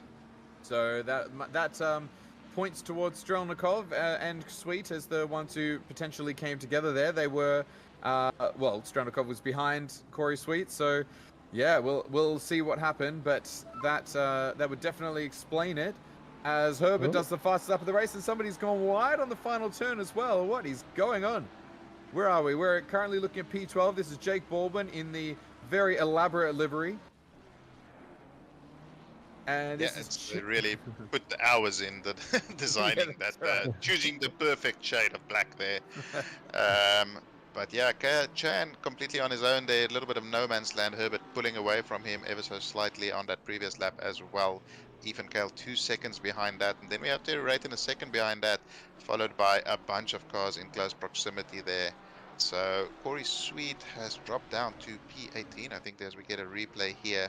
This is off the start, so we didn't see any incidents towards the front here. A lot of 3 and 4 wides. Ethan Kale very brave up the middle there. That's a Porsche taking a shortcut, and I think it was Mike Reel who got the short end of the stick at this incident in turn 2, and we'll get a quick little view of it. He goes a little bit deep and just a very slight touch with the car on his outside, and that is just Kuno's physics, and another car gets turned around in sympathy with Mike Reel there as well. It's like that side by side that end up with Kunos physics. Like that should not have spun anyone. Yeah. It's just at that exact time when the car is sort of unloaded on the rear, and every slight little contact just unsettles it even more. And very unfortunate for Real. They did so well to send it in nice and deep there, but that is unfortunately the game we are playing. But Chris Chang here, he has had a clean start so far. He had a bit of a rough race 1, and he is piling some kind of pressure on Terry Wright, and he'll be looking to get through Reagan Herbert with a 42.8. That is a pretty quick lap time. Yeah, absolutely. So he's put in a couple of fastest laps now.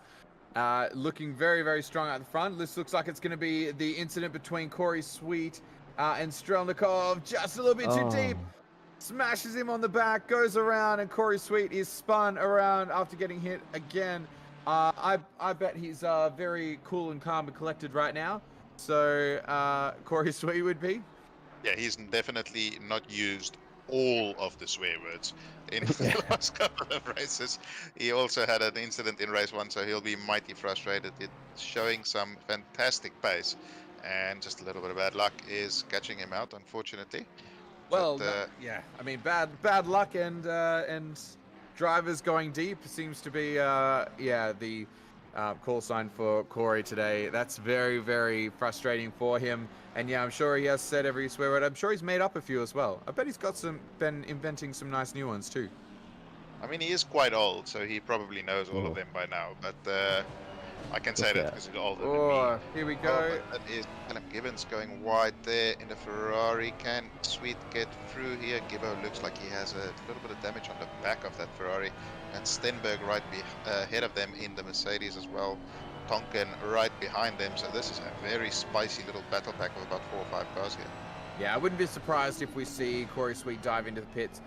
Just even in those few corners, you can just tell that he would have been able to gain on a couple of cars during that pit sequence if he had. So I reckon, I'm just a guess, he's about to dive into the pits.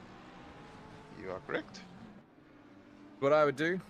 So good on him to get out of the way because he Can you knows he's tell just me losing time. the lottery numbers for this? Yeah, that's right. That's exactly right. All right, where are we at? We got a couple of cars in the pits. Spinazzi and Sweet are both in the pits, so that's gonna. And then Spinazzi is P12, so that's gonna be a bit of a reference point for us as far as how far up Sweet can pull himself. So during the pit sequence, so we'll keep an eye on that when they come out. Yeah, Down to you, Ted. Is No, that... no. I'm sure Sweet's aware of that answer, but we'll carry on. Excellent. All right, so where are we at? Turcolini. Damiano here, as if you've ever been in a voice chat with him, that is the standard introduction. It's a bit of an iconic introduction here. One of the fellow commentators that we have in the box sometimes. Excellent. And Dennis Tralnikov gets a 15-second penalty for that incident on Corey Sweet. That's going to be justified, but I don't think it's going to make Corey feel too much better, unfortunately. But Turcolini here under a lot of pressure from Christina Ricci. Is that? No, sorry, it's a different first name. Didn't know she got into sim racing, but we see Jake Brown there gets a 10-second penalty as well for an incident on lap 1. Yeah, that 15-second penalty, very consistent with the last race. That's exactly the penalty that Chan saw after, well, doing the same thing. So, makes sense. Oof. Sorry, just look at that lap from Herbert, a 42.4. Wow. That would have been enough for pole. Whoa, okay, that's not the line you want to be taking too often there, Richie. Giuseppe. But we see confirmation from V is for Voodoo in chat. Matthew Spinazzi was in P7 when he came into pit lane, so that should give us a good indication of how the strategy plays out once everybody has performed their mandatory pit stops.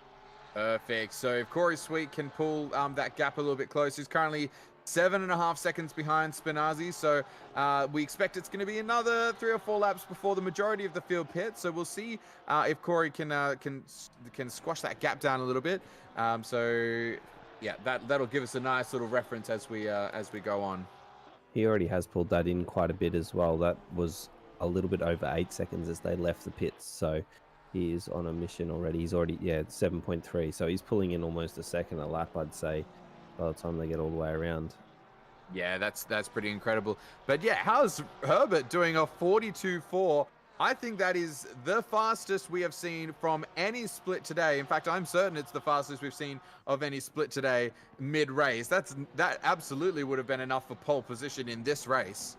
Yeah, it's the conditions are 2022 at the moment on an optimum track. It's 6 p.m. These are the perfect conditions. Not taking anything away from the lap. That's a phenomenal lap, but it's certainly being helped by that low fuel, perfect conditions, optimum track, and he did everything he needed to do to put that lap in. As we see a license here of Matthew Spinazzi. He's been doing sim racing since 2003. He's 32 years old, so that is was he like 4 weeks old when he started something?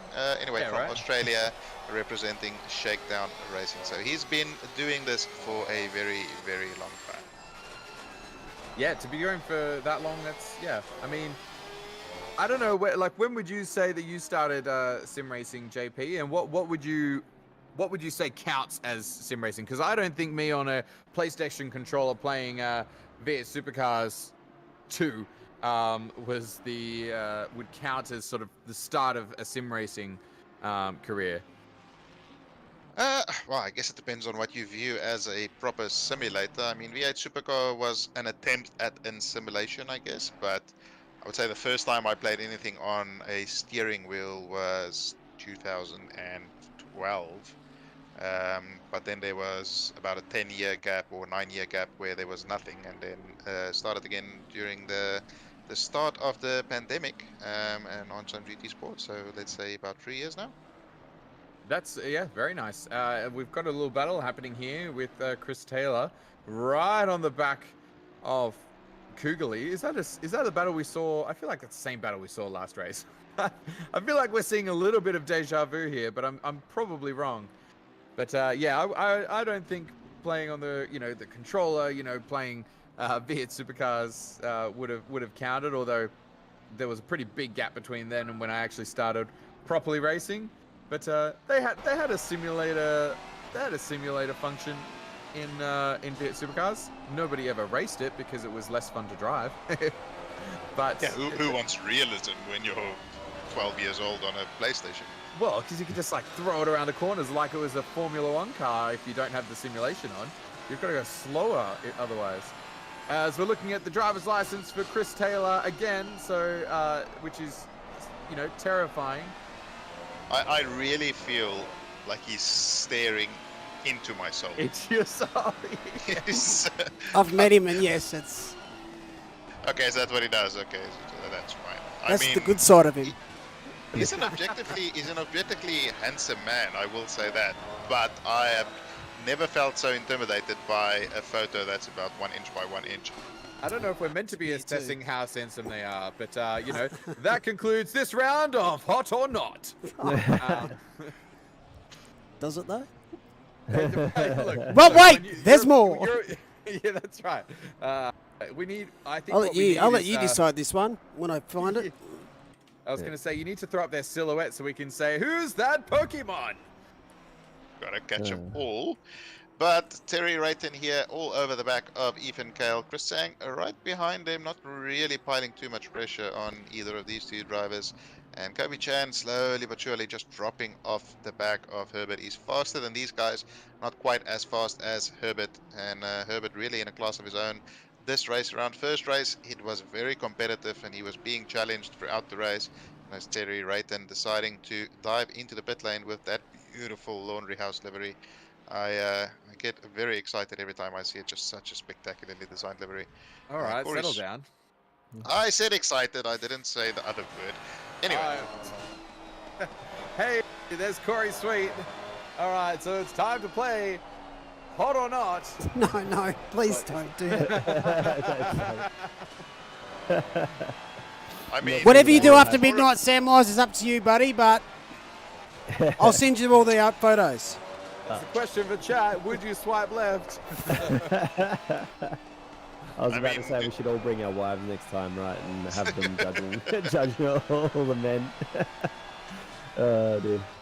That might be the only way to get my wife interested in sim racing. But, Hey, it'll get us some viewership. So. What he's saying is make a calendar. Yeah, I don't know if anybody wants to see the sim racers calendar. they Maybe can just cover up up their title sim bits race. with their Speak for steering yourself. wheel, Yeah. Yeah, that's right. Oh, someone's got to drive through. Oh, what's happened here? Chris Chang is in. Okay, some people have done their pit stops. So Herbert Chan into the pits. Wrighton has done his pit stop. That means Ethan Kale and Chris Chang currently your leaders. Frelnikov not too far behind that. And Stenberg Oh. with a drive. That's a bit of a moment. Oh, not a rejoin. Jeez. Okay. That was an interesting one. Oh, is this Herbert? And is he No. the leader? No, that's No, this is actual for positions. This Pink's is fastest Richie and- lap. Oh, hang on, but we're on board with Richie. Oh, right, we're on board with Richie, who's fighting Turcolini. Thank you. I know how to read. That's up to you, mate. Uh, Can he read or not? That's right. That's a weird calendar to have. But this is One so. 300 Anyway, 06. Yeah, you know it. I know. I always found that ad pretty hard because if you're dyslexic or can't read, well, like, hey, meant to know the number. But they put it in a jingle so you can remember. Yeah, but Well, you that's might true. be severely. Yeah, anyway. do you guys not have a Derek Zoolander school for kids who want to read good and do other things good too? Pretty sure that was my high school. As we see Fercolini there dive into pits Anyway. and release Giuseppe Ricci. So the leaders have finished their pit stops. What has happened to Chan? He has dropped behind Rayton, so he had a very poor pit stop. Kairudan right on his tail, and Herbert is now miles clear of everybody else. He's 8 seconds in the lead. Chan had an absolute mare of a pit stop there. So yeah, lost about 4 seconds in the pit stop, did Kobe Chan. So not a good one from him versus Rayton. So Rayton did a 1 minute 2, 1 minute 6 from Kobe Chan. The pit stops make a difference, everyone. You've got to make sure you practice them. They make a big difference. Look at Tang. Tang is ahead of Rayton there. That is putting Tang in P2 as it stands at the moment. That is very, very good running from Sang. I'll have a look at how that one ran as well. But I think that's, again, the effect of the overcut for Sang, who did about a second faster in the pit stop again. In fact, that's the fastest pit stop that I've seen of anybody tonight.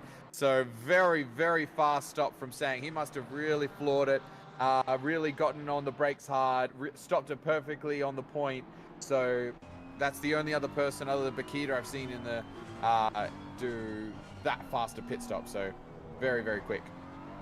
Yeah, it's as we were saying earlier, it's such a tricky thing in ACC to get it right. As we see Nettle there gets a drive-through. You need to turn your car off before you've arrived in your pit box. You need to stop at exactly the right spot to be lifted. You need to get the timing turning on your engine just right and be on the power. So there's so many phases of it. Terry Rayton very, very close to the back of Chang there. That's Chan up the inside. Will he be able to pull it up? That's a beautiful move. Is he clear? He's clear by the time they get to turn 13, but he has to go very defensive. That's going to allow Rayton and Kairudan to have a look. I think Rayton got in the way of Kairudan a little bit there, and there's a blue flag car who has never felt that much pressure and decides to just dive into the pit lane to avoid it, and things settle down a little bit, but Chan has completed the move on Rayton through that bit of fuffle there into turn 12. Well, it's not over yet. Have a look. They are very, very close in the slipstream. This is close enough for a dive. I don't know if we'll see it, but he won't be happy with that move happening. No dive here, but they're going to get nice and close. Very, very good racing as they go through turn 1. So that is Sang from Chan now from Rayton. Terry Rayton losing out on that with that excellent move there. There was an opportunity and he absolutely went for it, and he pulled it off spectacularly. So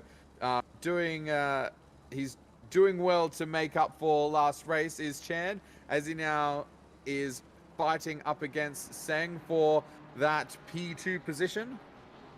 Just look how close Cook and Spinazzi has come to this battle group as well. They're just behind them now, and they were a good few seconds behind before the pit stop. So this whole pit stop phase, it's only a 30-minute race, but these pit stops have had huge effects on how the races have played out. I just want to point out though, Ethan Cale, he's still out, but he was amongst just at the back of this group. I think we're seeing a replay, so I'll come back to that.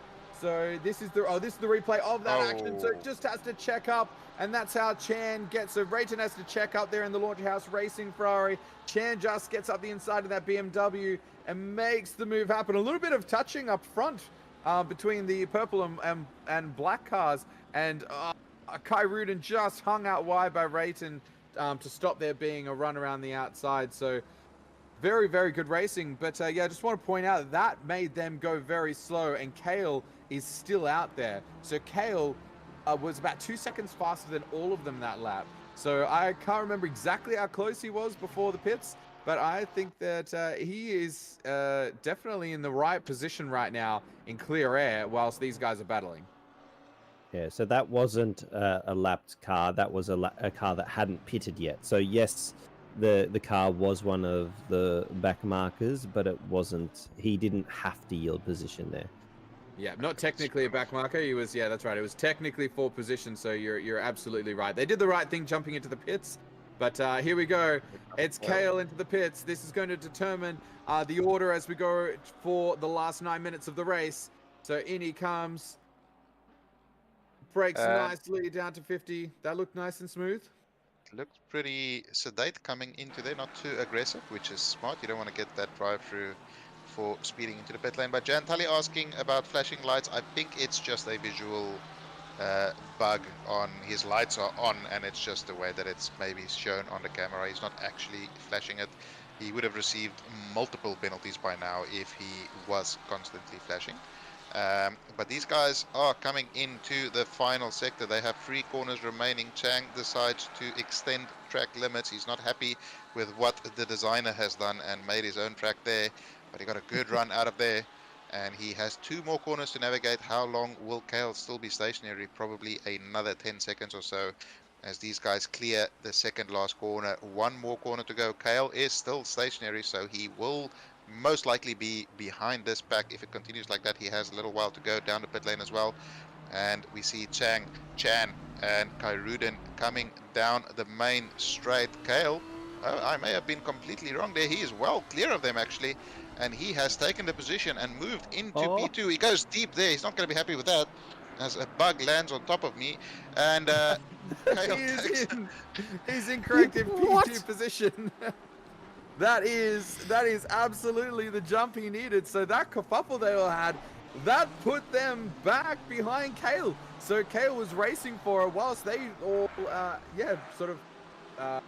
had issues with that the car that hadn't pit yet, and tried to make their way around and battled with each other.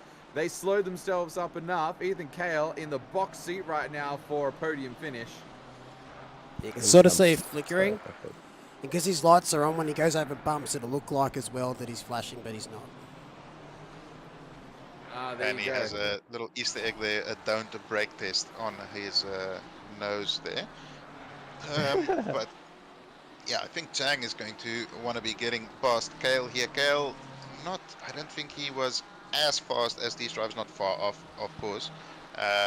But what a fantastic run by him through this pit stop phase. And as you were saying, just that battling that they were having and getting affected by the car yet to stop has allowed him to jump from, what was he? He was P6 before the pit stops, was he not? P5 or P6. So Yeah, P5 or fantastic. 6. It's Yeah. a great job by him there, and all of these guys will be kicking themselves for battling quite as much as they did. I'm pretty sure he started even further back again. Like, it was... So at the start of the race, he was in. So he started the race in P9. So Yeah. he's from P9 up to P2 from the start of this race. What a drive. And by the looks of it, before the pit stop sequence. Oh, They're going for it. Oh, this is Lot going of to be swapping great. in the break. Great final 5 minutes.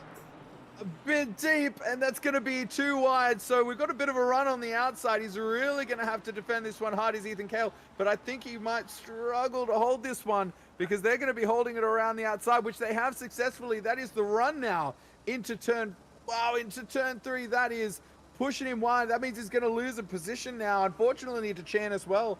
Now he's got Rayton on the backside. Oh, wow, he goes flying. Did you see the back of that car lift up?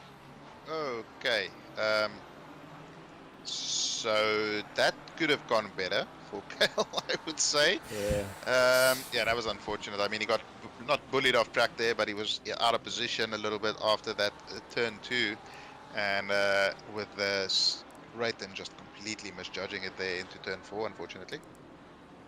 Wow. So, all right. Well, you were right, Mo. That heated up quite spectacularly.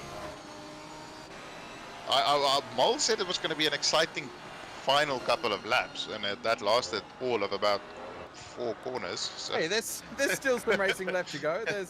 We've still got Chan v Sang left to go, and we should really give a shout out to Regan Herber right now. 15 seconds ahead of the pack is what it says on the Delta. That is pretty incredible with this field. So he is absolutely monstering it right now. As we're going to get a replay of that magic. So as they're coming up towards turn 5. Oh no, this is turn 2. It was beautiful from Kale and Sang going side by side, giving each other respect, giving each other space, and then Kale just gets run a little bit wide here, and then all hell breaks loose. Yeah, run to the outside. He had the outside line. So, I've never seen that happen from a bump from behind. I swear in ACC, I've never seen that level of, realism actually. In sort of, that's. Yeah, I was just about to say, give Kale all of the credit for saving that. Oh, Jesus, that Really was. gets cleaned up. Oh, okay. Those Porsches. look, at least he's not suffering a rejoin penalty, so let's be thankful for that. So everything kept his nose clean, back to racing. But I mean, that's not going to be a fun backside. No, that Lambo is certainly going to be very, very unsettled in these last 4 minutes that we have remaining here. But Chan really all over the back of Chang here. As we see right in there, gets a 15-second penalty for that pretty Spanking. spectacular incident Yeah. we just saw. He is very intimately aware with what the engine of a Lamborghini Huracan looks like now. He got an underneath view of it. But we see he's right behind Brad Cook, and Spinazzi who both benefited from that incident. Although he looks as though he has a little bit of pace in the back to potentially get something done on these two drivers ahead of him with, what, 3-4 laps remaining. Yeah, absolutely. I mean, that's pretty disappointing. He came out of the pits. He did a great strategic move. He came out in P2, and yeah, he just got completely destroyed there. He got mugged at turn 2 and 3, and then spanked at turn 4. So yeah, that's not pretty. Yeah, very unfortunate there for Kale. We were just praising how well his race had gone from starting P9 all the way up into P2. But such is motorsport, unfortunately, and he's still running in that top 10, so nothing to sneeze at the moment.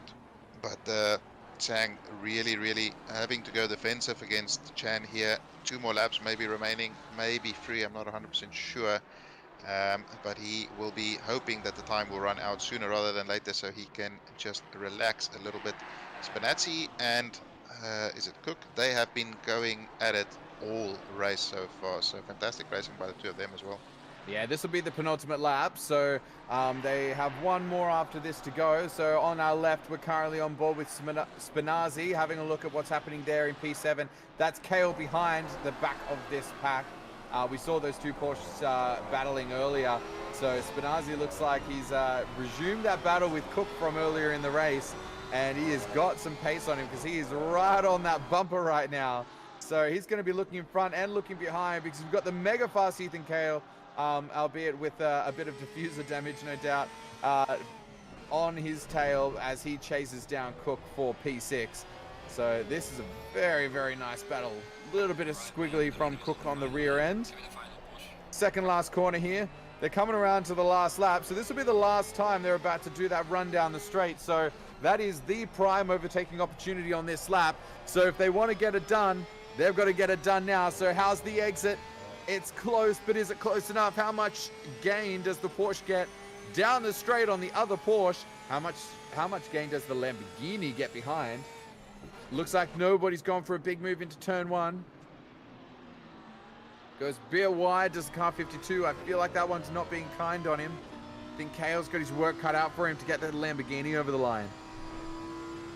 Yeah, certainly that rear damage is not going to be helping him too much, although he's still putting a lot of pressure on these two fast drivers ahead of him.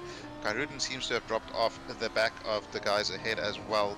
Not really under pressure from these guys, but Kale would be wanting to get back to the rear end of Spinazzi as they come through this middle sector. He still has one potential overtaking opportunity if he can get a good run out of turn 11, and they are quickly approaching turn 6 and 7 here, so not many corners to go for them to make any potential moves. Karuden going really slowly. I'm wondering if he's maybe saving fuel or something. Really not going very fast on these final couple of laps. And that could potentially throw another bit of spice into this battle that these drivers have been going on for multiple laps in a row now. Is he going slowly? Did he just have a bad run through the chicane? His previous lap was a 44.7. Will Cook have a run? No, he's not quite close enough. Spinazzi right behind him. Regan Herbert comes around the final corner. He is going to take win number 2 after pole position number 2 in race number 2.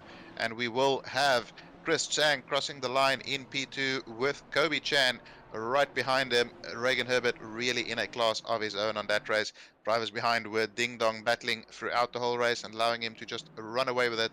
Terry Wrighton crosses the line in P4, but he will drop with that penalty. Ali Karuden, Brad Cook, Matthew Spinazzi and Ethan Kale all cross the line within a very close distance of each other. Lewis Quigley and Christopher Taylor will round out your top 10. Corey Sweet does have a penalty, 5 seconds, and he has recovered to P11, so a very strong recovery from him there, but he will lose another 2 positions after that penalty is hit. Yeah, that's really disappointing for Corey Sweet. Again, he was running in absolute prime position there and unfortunately got tagged early in the race.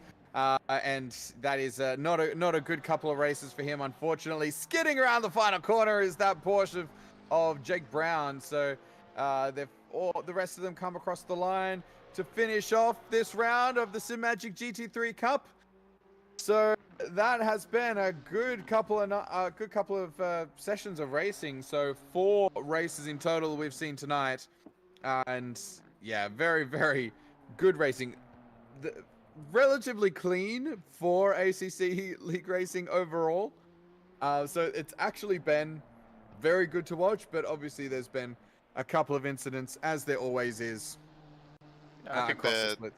the one thing is none of the incidents were particularly malicious or anything like that. It was just a couple of very small mistakes. Some drivers carrying a little bit less speed than maybe anticipated, just clumsy more than anything. So, and that's happens in racing, even at the top echelon of racing, that still happens. Especially with online and with overseas drivers and stuff like that, you've got that latency difference. So sometimes, it'll take 0.3 of a second for you to see that the other person in front has actually backed it up a bit more than you expect, and then you can't get out of the way in time.